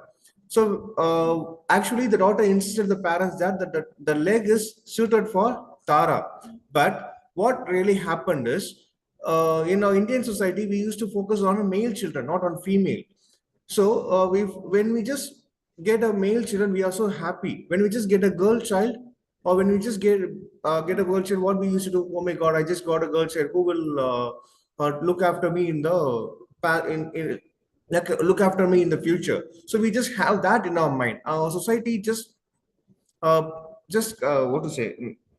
The society has given or make the humans to think in this way that boy children would take care of the family, not the girl children. Why can't the girl cannot? Why can't the girl why can't the girl can focus on the parents? They can also take care of the parents. Why not? So here, what happened is they just operated the leg and they just fitted to Chandan. Actually, that the leg did not fit for Chandan, so it was like an artificial thing that it was fitted. Tara was Tara has got disability, and she just faces lot of struggles and frustrated due to the disability in the school, and she just stopped studying and stopped going to work and so on. So when she realized the real truth of their parents, they just marginalized the Tara, and they just focused on their boy child Chandan. So when she just came to know about the truth, she just got frustrated and stopped studying it, and she just spoiled her life, and she just fall into depression also. When Chandan came to know when Chandan came to know this incident after the death of Tara, he just got guilty. But even though he is not responsible for that guilt, but he just feels so guilty for Tara's death. So what happens after he moves to London? Chandan moves to London. He changes his name as Dan, and he writes a novel named Twinkling Tara, which expresses the expresses the grief of Chandan, and he writes the detailed note of his sister's death and her life. So Dattani really, I mean, very well portrayed the marginalization and how the Indian society has inbuilt with the boy's life. I mean, focused on a boy, not on girl. So he just wanted to change the mindset of the people in the Indian society. Indian society should focus on girls also. They can also take care of the family. Even now, we are just facing the marginalization in some of the families. They're just facing marginalization, and few of the families are not allowing the girl child to study. So this thing should be changed. They should also take care of the family as equal. So if we just have a boy baby and a girl baby, each one of both of them should be taken care equally. Not even we just have a two child. We used to focus on the elder, or sometimes we used to focus on the younger one. So other would be biased. So the mother would be focusing on the one, and dad would be focusing on the one. But both will not getting the equal care by the parents. But this should be changed. From this play, we can just focus on that. So the marginalization of Tara has portrayed that the life of a child should be taken care equally. There should be no bias between the children. So if we just have bias with the children, the mindset would be changed. So that's what. Thank you.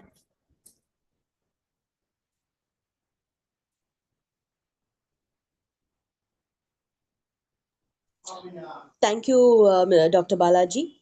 Now, can we listen to Hindu Shri, please? Yes, ma'am. Yes.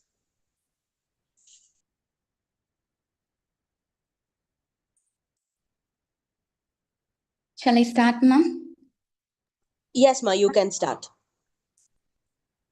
A pleasant morning to everyone. My research article is titled Depiction of Destruction, an Ecological Reading of Joel Parker Roth's Magic.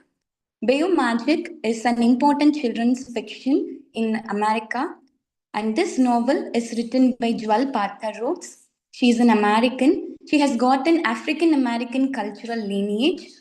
One of the noteworthy aspects of Joel Parker Rhodes is that she has written novels which has a blend of history and realism. She has received many awards. One such important award is the Walter Award. Some of her works are Ninth Ward, Ghost Boys, and Magic. My research is completely encircling this one particular novel titled Magic. Thesis statement. This research article is actually analyzing how children perceive the environment where they live and how they try to advocate for a universal cause to protect and save the ecosystem or the surroundings that they are living in. And this research article is analyzing the novel from the perspective of eco-criticism and environmental psychology. Both of these disciplines are interdisciplinary as well as multidisciplinary. Eco-criticism is talking about the impact of environment on the any work of art. It can be a painting, it can be a dance, it can be a music, not only literature. It is otherwise known as advocating for environment, which is often termed as environmental advocacy. How a text is perceiving the world, or how it imagines the world, or how it takes shape to analyze the world, all these come under the category called eco-criticism, which is otherwise known as eco-humanities. It investigates how human beings are connected to the system, whether they are harmless to the ecosystem or harmful towards the ecosystem. If we talk about eco-criticism, definitely we'll have to look into the aspects of global environmental threat and the awareness of protecting Mother Earth. Environmental psychology is dealing with an important aspect of any human being or any living being on earth, which is called as emotion. How human beings are emotionally connected to the environment. For example, we are addressing Earth as Mother Earth. We are giving a feminine quality to the earth that we are living in. There is always a concern for environment, which becomes part and parcel of environmental psychology. It questions how people respond to the disaster or crisis happening in their environment. The most important element of environmental psychology is social conformity, whether human beings are ready to change themselves to fit into the environment that they are living in. The most interesting part of this concept is that we are not dealing with the matured human beings or adult or young adults. We are talking about children and their understanding towards the environment. We have an important protagonist. Her name is Madison. The setting is moving from one place to another. The first setting is New Orleans and the second setting is Bayeux.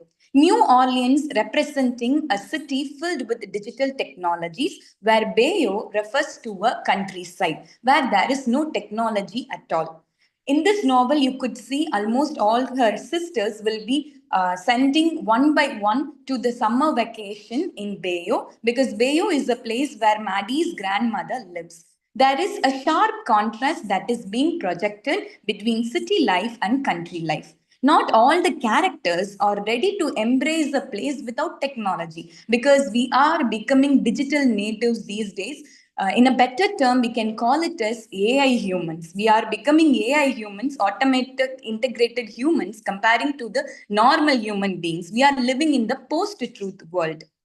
So when she visits Bayeux, Maddie is unable to see any kind of technological advancement or electricity or a proper road, tall buildings anywhere in a village called Bayeux. Bayeux is symbolically representing African culture. You could see aroma of food. There is no electric stove. The grandma is using dried woods, and there are muddy places. And how grandma is naming the environment by giving nicknames. She calls the chicken a sweet pea. That's how the grandmother is living in close connection to the environment. They are using herbs as the medicine, not a drugstore. So the conversation between Maddie, who is the fourth generation, and grandma belongs to the second generation, reveals completely different world. A world filled with technology and a world filled without technology. After reaching Bayeux, Maddie comes to an understanding that it's better to live with nature, very close to nature, in harmonious with nature, comparing to the digital world that she is living in. That she befriends a boy called Beer. It's not his original name. The narrator purposefully gives it in order to add African culture and aroma to the character. This boy is introducing almost all the areas in the Bayou. At that time only, Maddie comes to know about an oil factory functioning in middle of a lake. She was shocked and surprised. All the oil waste are completely covering the water, thereby suppressing the lives of all marine organisms. People are working there without any proper awareness. So the writer has given much importance to a new genre, an emerging genre called oil fiction or oil literature. It is otherwise known as petroleum fiction or petroleum literature. Since it is a children's literature novel, the author has used magical realism as one of the most important techniques to decode how far the children are perceiving the environment that they are living in. The novel concludes with a very big question: who is going to save the earth? Now, Maddie becomes a representation of a girl who has seen a natural world. How she is going to tell this entire humanity they are moving towards a dystopian society, not an utopian society. All these dialogues are in-text citations I have quoted from the book. If you look at the last citation, oils, energy. Energy is good. But what if those oil cause so many harm to animals, human beings, and everything? Environment is a very big word. We have to protect it. So Madison is a very young girl. She is understanding the most important area of life is environment. How we are going to protect it, how we are going to save it. Because these days we have lots of people talking about climate change, climate fiction, global warming, and so on. So at this juncture, this fiction stands as a very good example of how children should be shaped in such a way that they should protect their environment for the rest of the lives that are continuing to be. Novel structure goes like city life, country life. City life is meaningless. Country life is very, very protective. So, in summarization, I would like to quote how these major causes should be understood by children and the way in which Maddie concludes the novel saying and promising the readers that I will be one such person who will be advocating for the cause of environmental protection in future. I will be in close affinity with nature comparing to the digital technologies that are emerging in. You can have other perspectives like magical realism, psychology, humanism. This novel is open to so many points of view. Researchers can analyze it from various angles so that it yields more and more. It is like deconstruction. You can peel so many onions to reach the center concept. So these are the works I have cited for my research. Thank you so much for your patient listening. Thank you so much, Indushri. Now we'd like to listen to Dr. M. Malini. Good morning. Am I audible? Yes, you are audible. You can continue. Esteemed chairperson and professors, good morning to all. I'm Dr. Malini from School of English and Foreign Language, Gandhigram Rural Institute, Dean to the University. The topic I have chosen is developing AI-based language learning system for second language learners. So the second language acquisition has been greatly impacted by the advancement of artificial intelligence technologies. So my paper explores the development of AI-based language learning system, examining their role in enhancing second language acquisition through adaptive personal learning, real-time feedback, and immersive experiences. By leveraging cutting-edge AI technologies such as natural language processing, machine learning, speech recognition, and conversational agents, AI-powered systems provide unique opportunities to tailor the language learning experience to individual learners. So developing an AI-based language learning system for second language learners involves combining linguistic theory, machine learning algorithms, and interactive tools to enhance the learning process. The goal is to create a system that provides personalized adaptive learning experiences, helping learners progress more effectively and efficiently. It examines the current landscape of AI technologies in education, the challenges faced by L2 learners, and the potential benefits of integrating AI into the language learning. Additionally, the artificial intelligence approaches a tutoring system to conversational agents and evaluate the impact on enhancing learner engagement. See, language learning has traditionally relied on classroom-based instructions and textbooks. But with the advent of AI, there is an opportunity to revolutionize how second language learners engage with new languages. So the advancements in AI technologies, including natural language processing, that is NLP, and machine learning, have enabled the development of language learning applications that feature speech recognition and automated evaluation functions. So these systems utilize sophisticated technologies such as NLP, learning, and speech recognition. These helps the adapt the need of individual learners, providing them with real-time correction and enhancing their fluency. In today's interconnected world, the ability to communicate across languages has become a vital skill, facilitating global collaboration, cultural exchange, and personal growth. So, artificial intelligence here refers to the simulation of human intelligence in machines that are programmed to think, learn, and problem solve like humans. It encompasses a variety of technologies, including machine learning, natural language processing, neural works. See, this system can improve their performance over time by learning from data and experiences, making them increasingly capable of handling complex tasks. So, this technology-based language learning system have the potential to revolutionize the way we acquire new languages. So these AI-driven tools can bridge the gap between classroom learning and practical application. The key advantage of artificial intelligence in language learning is its ability to tailor lessons to individual learners. It also accesses learners' current proficiency level, track their progress, and adapts curriculum to meet their specific needs. So this design, the development of AI-powered technology, that is machine learning algorithms. Here we have different skill levels that is which we need to, that is the students need to meet. Like for example, for the natural learning process, the natural learning process has a variety of tasks, including speech recognition, text analysis, there is intelligent tutoring system, gamification, and chatbots. So these all helps the students to adjust their efficiency, that is learning efficiency. So in the adaptive learning, we have a cultural context and real world adaptations.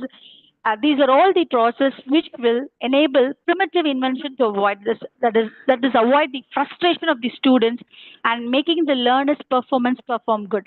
The background of the study.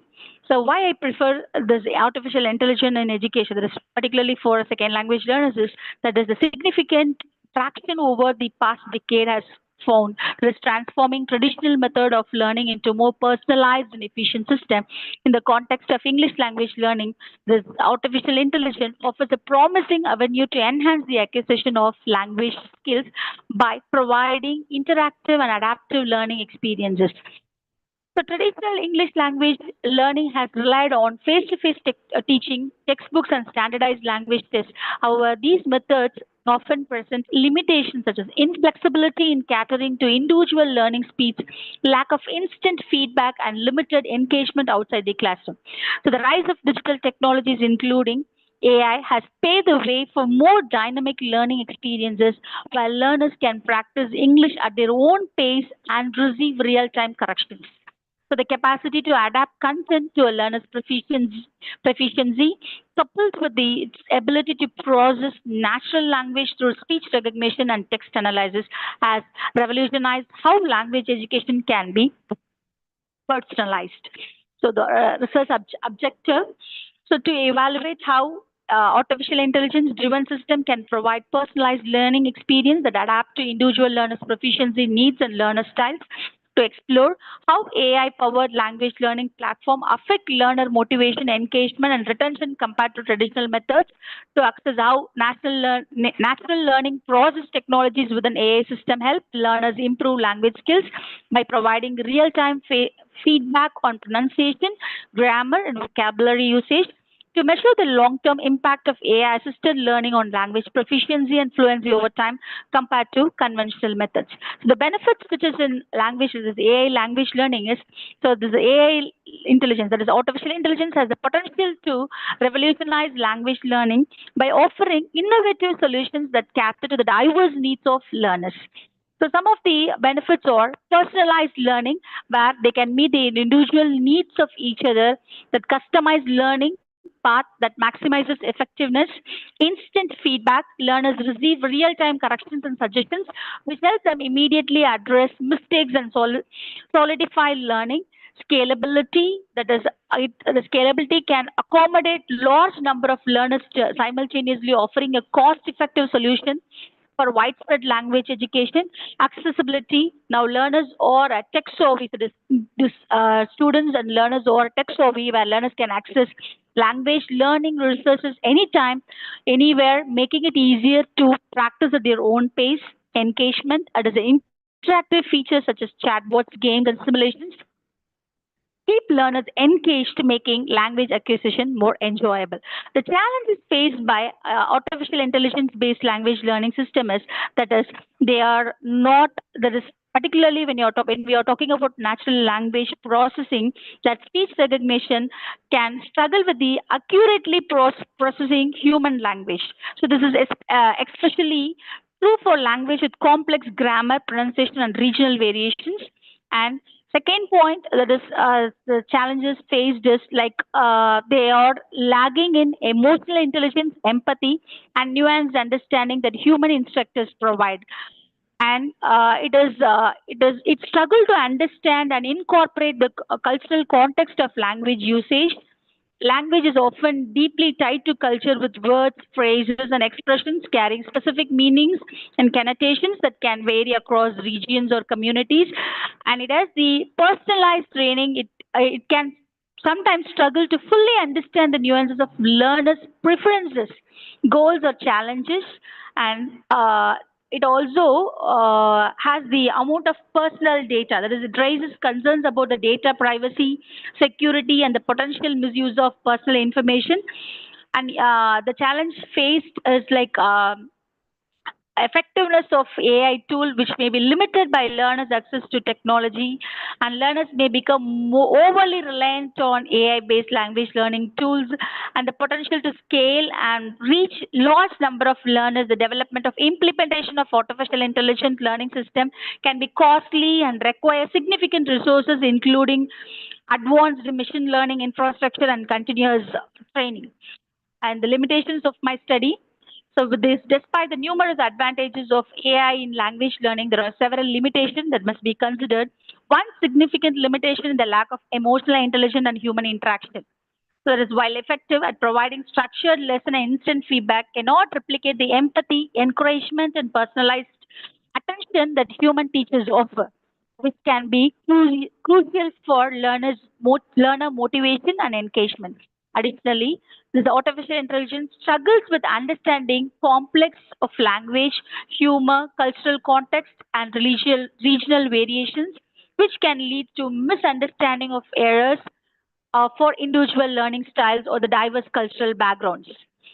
The findings, a study on developing artificial intelligence based language learning system for second language learners has yielded promising findings, highlighted the significant benefits, and studies show that AI driven systems like Duolingo and Babbel significantly improve vocabulary retention and grammar usage, with learners exhibiting a 20 to 30% improvement in their proficiency levels. And 40 percentage after regular practice, they have acquired improved their pronunciation accuracy by a 40 percentage after regular practice. And additionally, the chatbots and virtual tutors provide valuable conversational practices which enhances the fluency and listening comprehensions. This Duolingo, which reveals that incorporating gamification elements increases nearly 70 percentage, with the learners more likely to stay consistent with their studies. So when comparing AI assisted learning to conventional methods, it became evident that integrating AI is more advantageous. Learners who utilized these tools demonstrated enhanced speaking and listening, which can be linked to the immediate feedback offered by speech recognition technology. So my conclusion is, so developing artificial intelligence based language learning system holds significant potential for enhancing second language acquisition. And by using technology, making the students learn will give good improvement in their learning language, particularly of their accuracy, and learning in their own space. So with the right balance of technology and human input, artificial intelligence based system could revolutionize language learning, make it more efficient, accessible, and adaptable to a global audience. Thank you. Thank you, Dr. Malini. Thank you, ma'am. Now we would like to listen to M. Shanmugapriya. Very good morning to everyone. This is Shanmugapriya. My research topic is the narrative technique of Arun Joshi.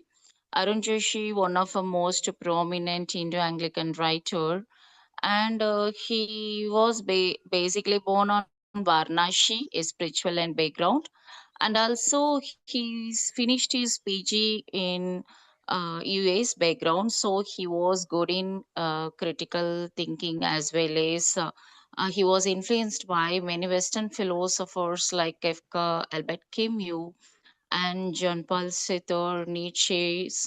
These made him to written about the existential crisis of humans at the time of 20th century, and he connect with his own land spiritual knowledge of karma, jnana, bhakti in his protagonist characters. So maximum the male protagonist just focus towards the self realization, towards renunciation and redemption of the sin, and misconception towards enlightenment. For example, the foreigners, the Arun Joshi is one of the novel fictitious character, Cindy O'Brien. He was misconception about the detachment. He just escaped from the involvement. And finally, he understood Muthu enlightened one of the servant working Kemka's industry. He enlightened Cindy O'Brien in what attachment is not escape from involvement, involved with selfless action. It's very close with the concept of karma yoga, and the protagonist finally understood the concept of karma towards service to microcosm is a service to macrocosm. And the another novel, the Ratan Rathor's Apprentice novel, the Rathor just misconception about the uh, pragmatism and idealism. So his contrast parents of father idealism and mother's pragmatism made too much confusion, and finally he fallen pragmatism life, he involved in corruptions, and finally he understood to service us, he self-surrendered to the devotion, and he polished the shoes for redemption his sin, and he returned back to the idealistic life. It's very close with one of the Western psychology concept of psychoanalytic theory of id, ego to superego. I just parallel with the Arun Joshi's trace point of view with Jagrat to Turiya, how the human just conscious towards travel to Turiya be connect with Aham Brahmashmi concept. So, what is my conclusion through all this overall conclusion is towards in this modern 21st century, not only critical thinking is enough for the people to understand their own existential crises. So spiritual knowledge is very essential towards the path of ethic, be a selfless person, egoistic dissolution, and be a liberal person also. Madam Akshari, Ahankar, Manas, Buddhi should be point out in our Vedic knowledge. So the combination by Arun Joshi, Western critical philosophy of absurdity towards the solution, Eastern spiritual knowledge is the fusion of horizon. So this is very essential of the karma jnana bhakti concept of Bhagavad Gita in our educational syllabus in this century, to give us such an existential framework to the children to analyze their own life path, and they get a clear life path, and it gives an clarity about their own fluctuations, anxiety, and they are not trapped by the urbanization lifestyle. They be very conscious and connect with this nature. So this is my conclusion. Thank you so much.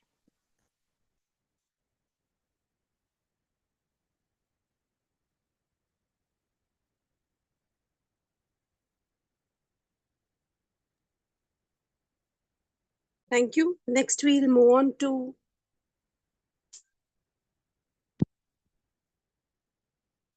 Ms. Shanmugapriya. Next, we can have Nishant. Nishant. Is Nishant on line with us?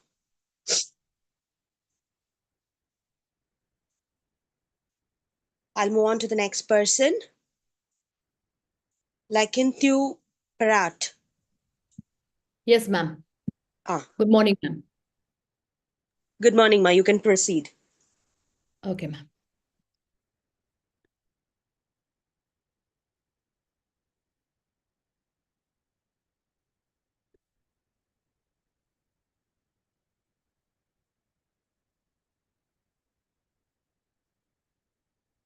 Ma'am, is my screen visible? Yes, it is visible. Okay, ma'am. So good morning to the dignitaries and the BODHI team who has given me this opportunity to present my paper. And I'm Lakanthiv Pariat, and my esteemed guide is Dr. S. Telagamani. And we are from the Avinashalingam Institute of Home Science and Higher Education for Women, Coimbatore, Tamil Nadu, from the Department of Food Service Management and Dietetics. My topic today is does the consumption of immune boosting foods influence the body mass index in college going students in Northeast India? So introducing my topic, interventions such as low calorie diet, moderate physical activity, a healthy lifestyle, eliminating smoking and alcohol, and engaging in activities to lower stress are positive strategies towards maintaining an optimum BMI or a body mass index. However, the contributions of immune boosting foods cannot be devalued.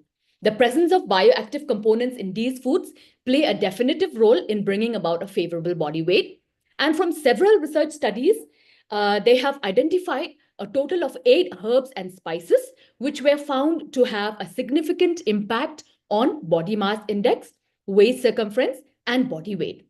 A few of these are included in this present study, namely turmeric, ginger, garlic, and tea. Furthermore, a close relationship between body mass index and usage of individual immune boosting foods like turmeric, ginger, garlic, and tea was earlier demonstrated, which reinforces the claims by previous studies that these foods are anti-obesity as they bring about a significant weight change. So we have identified our research gap, and that is literature is scarce on the frequency of intake of immune boosting foods and their relationship to the body mass index. Hence, this study aims to bridge the gap. The objectives of this study is to assess the body mass index of the study participants and expounding the relationship between body mass index and the intake of specific immune boosting foods. So the methodology of the study is the study area that is selected is Shillong City, Meghalaya. And the study sample size is 211 young adults, college-going adults. And the age group is in between 18 to 23 years. And the study period is for 2 months. So ethical clearance has been received for the study from the Institutional Ethics Committee, Pasteur Institute, Shillong. And data was collected with the help of a web-based questionnaire where demographic information, nutritional profile, and the specialized tool on quantitative immune boosting food frequency was incorporated in the tool. Now coming to the results. So the gender here, as we can see, 65.9% of the study participants were females and 34.1% were males. And 55% of them belong to the age group of 20 to 24 years. And a meager 16.6% were in between 25 to 30 years. Coming to the tribal community, 79.6% belong to the Khasi tribal community and 20.4% to the Jaintia community. And after assessing the anthropometric measurements, that is the height, weight, the body mass index, and the waist to hip ratio, this is a classification which has been given by the World Health Organization for Asians.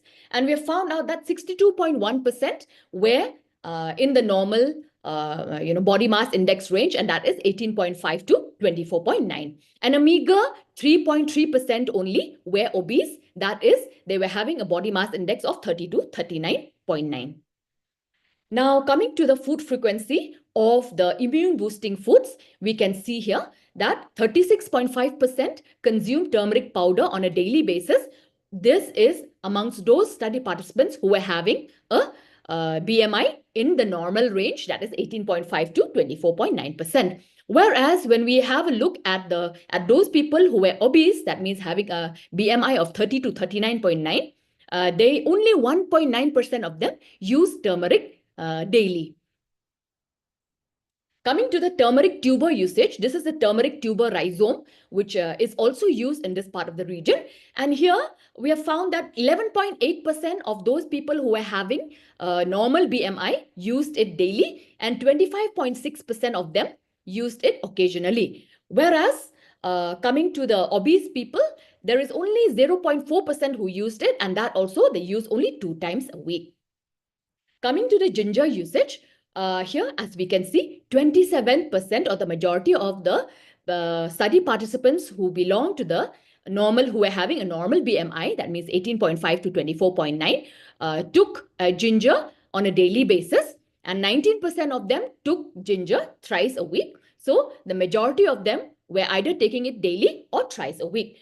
Whereas coming to the obese population, only 4.7%, only 1.4% of them were taking that also only 2 times a week. Coming to the garlic usage, 25.6% and 21% of those study participants who had a normal BMI took it daily and thrice a week respectively. So the majority of them used it daily or thrice a week. Whereas coming to the obese population, again here we can see that only 0.4% of them use it 2 times a week. Neither of them use it daily or thrice a week. Coming to the green tea usage, this is the general information for green tea usage, where 67.3% did not use green tea and a meager 6.2% used green tea daily. Coming to the consumption of fermented tea, here, as we can see here, 41.2% had 1 to 2 cups of tea daily, and these belong to the normal BMI. Again, 19.9% took 3 to 4 cups per day. Again, these two belong to the study participants who were having a normal BMI. Whereas when we look at those people who were obese, they were only 2.4% of them were taking 1 to 2 cups of tea daily. So concluding my presentation, in this present study, it is observed that overall prevalence of overweight and obesity was acceptably lower in this tribal population.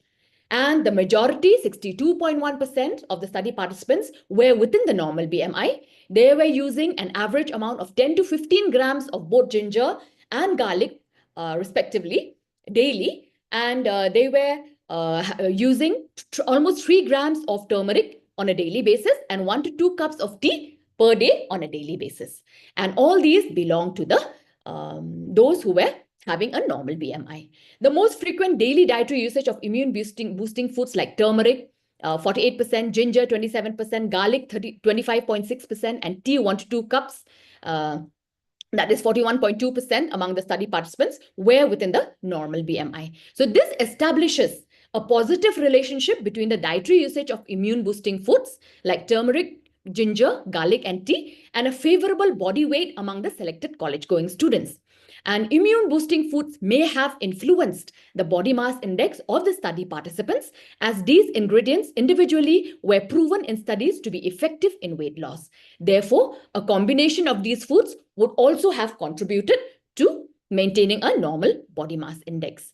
So the recommendations of this study is that more exploration in this area could open up avenues for in-depth studies on the association between immune parameters and the body mass index across population groups. These are my references. Thank you.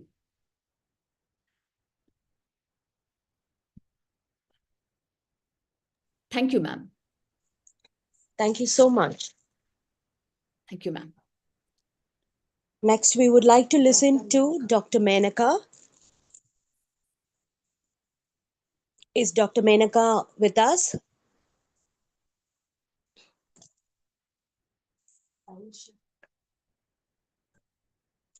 Dr. Menaka? Okay, I'm moving on to the next person.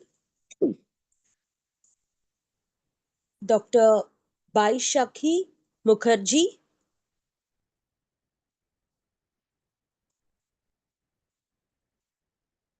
Dr. Baishakhi Mukherjee. Guess I'm moving on to the next person. Mrs. Eunice. Yes, ma'am. You can present now. Sure, ma'am.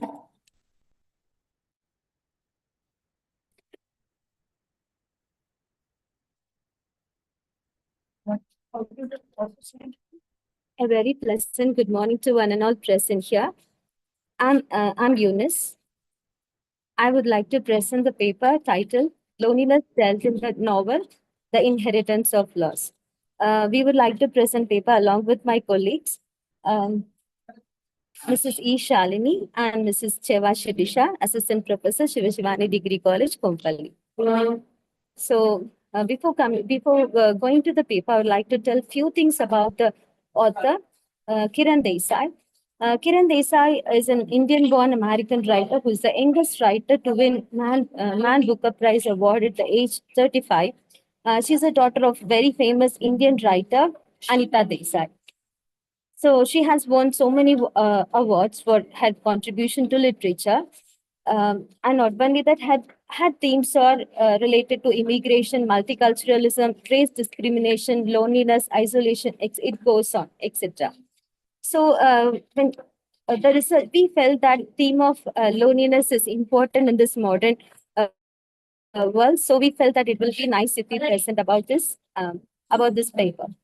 So the word loneliness, when we take this, the dictionary meaning of the word loneliness from Cambridge Dictionary, the state of being lonely. The meaning it says the state of being lonely. Again, the word lonely means unhappy. It means unhappy because you're not with other people.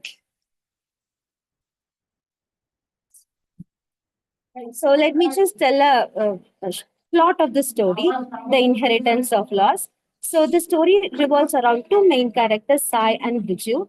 Sai is living with her grandfather, Jemubai Patel, and Biju is living in abroad, and his father is in Jemu. His father is cook who is working in Jemubai's Patel's house. So in the starting of the novel, Jemubai Patel is shocked to hear the arrival of Sai to her house. Sai is a granddaughter of Jemubai Patel. So another so he's shocked to uh, see the arrival of Sai because Sai is the daughter of Jemubai Patel. So another story comes along with the story of the cook and his son Bichu. So cook is working in Judge Jembubai's Patel's house as a cook, and with lots and lots of dreams, he sends his son abroad, hoping that his son will work well and lead a happy life, earning good money and lead a happy life. But at last, when we come to the end of the novel, we will come to know he leaves his jobs and comes home empty-handed without any money in his hand. So we see another love story of Sai and her maths tutor Gain. They both love each other, but even that ends up in failure since a riot starts in Kalimpong, and not only that, many people were affected by that.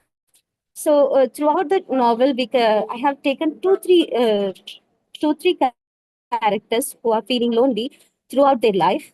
So let me tell one by one. The first character who is feeling lonely is Sai.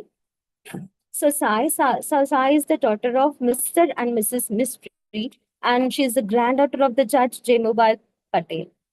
So her parents were killed by tragic bus accident in Moscow, and she was forced to stay with her grandfather Jemubai Patel. When she was very young, she was grown up in Christian convent. So later she was taken back. She was um, put in his grandfather's house, Jemubai Patel. So she comes to know the life history of her grandparents from book. She learns that grandfather discussed her grandmother, and not only that, she learns by learning all these things by the history of grandfather. She doesn't like to stay with her grandfather. So what she does, she tries to escape from grandfather's house, but she doesn't have anyone else. So she was forced to stay along with the grandfather, Jemubai Patel.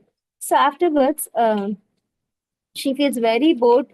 She earns for the love that she is in her teenage. She misses her parents badly, and not only that, she is looking for some friends, but she's not able to get a good best friend. Not only that, even her father is very strict towards her, and he doesn't want to spend time with her. His only intention is to give her good education and shelter for her, but he fails to understand her granddaughter, Sar. So the only person who is caring her is the cook.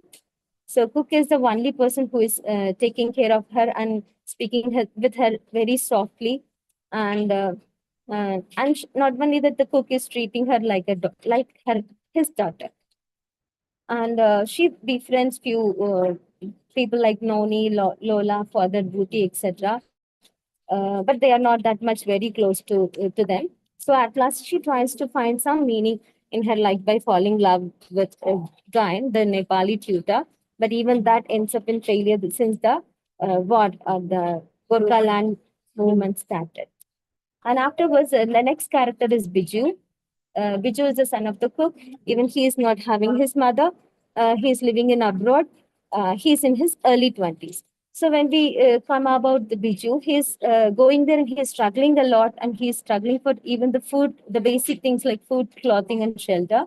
He tries his best to get the green card. All his dream was to get the green card alone. So even his father is not understanding. Even if he doesn't have any siblings, father, his loved ones, family members around him. So he misses. He earns for the love of his father alone. His father also fails to understand his son. He also insists him like, stay there, make money, don't come back here. So this is the thing his father used to write to him always. So he feels very bad. At last, he tries his best to get green card, but everything ends up in failure. So he comes back. So on the way, even on the way to India, he carefully saved some amount and came back. But even that amount was taken away by few bad people on the way to India. So afterwards, at last, his father happily accepts him. So we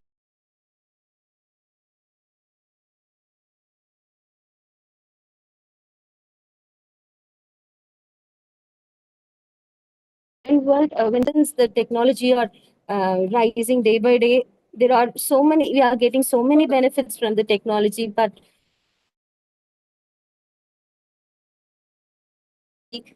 we face so many problems like loneliness, and so we are missing so many human values, and it is decreasing day by day. So we felt this would be a nice platform for us to share about this.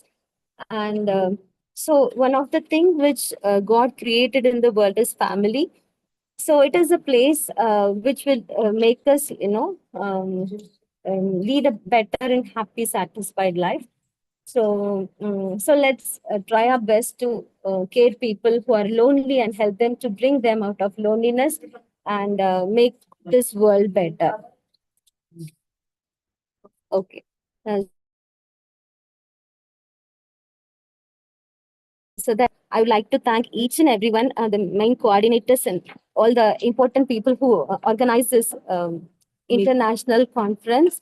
Thank you so much. Because of this, though we are not in Malaysia, we are able to present this paper. Thank you once again for this opportunity, ma'am. Ma'am, Thank you sir. so Thank much, you. Eunice. Thank you. Is there anyone else in this forum who has not yet presented their paper?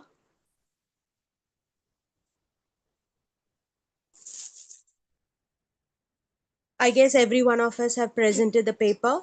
Thank you all so much for joining us today in the online platform.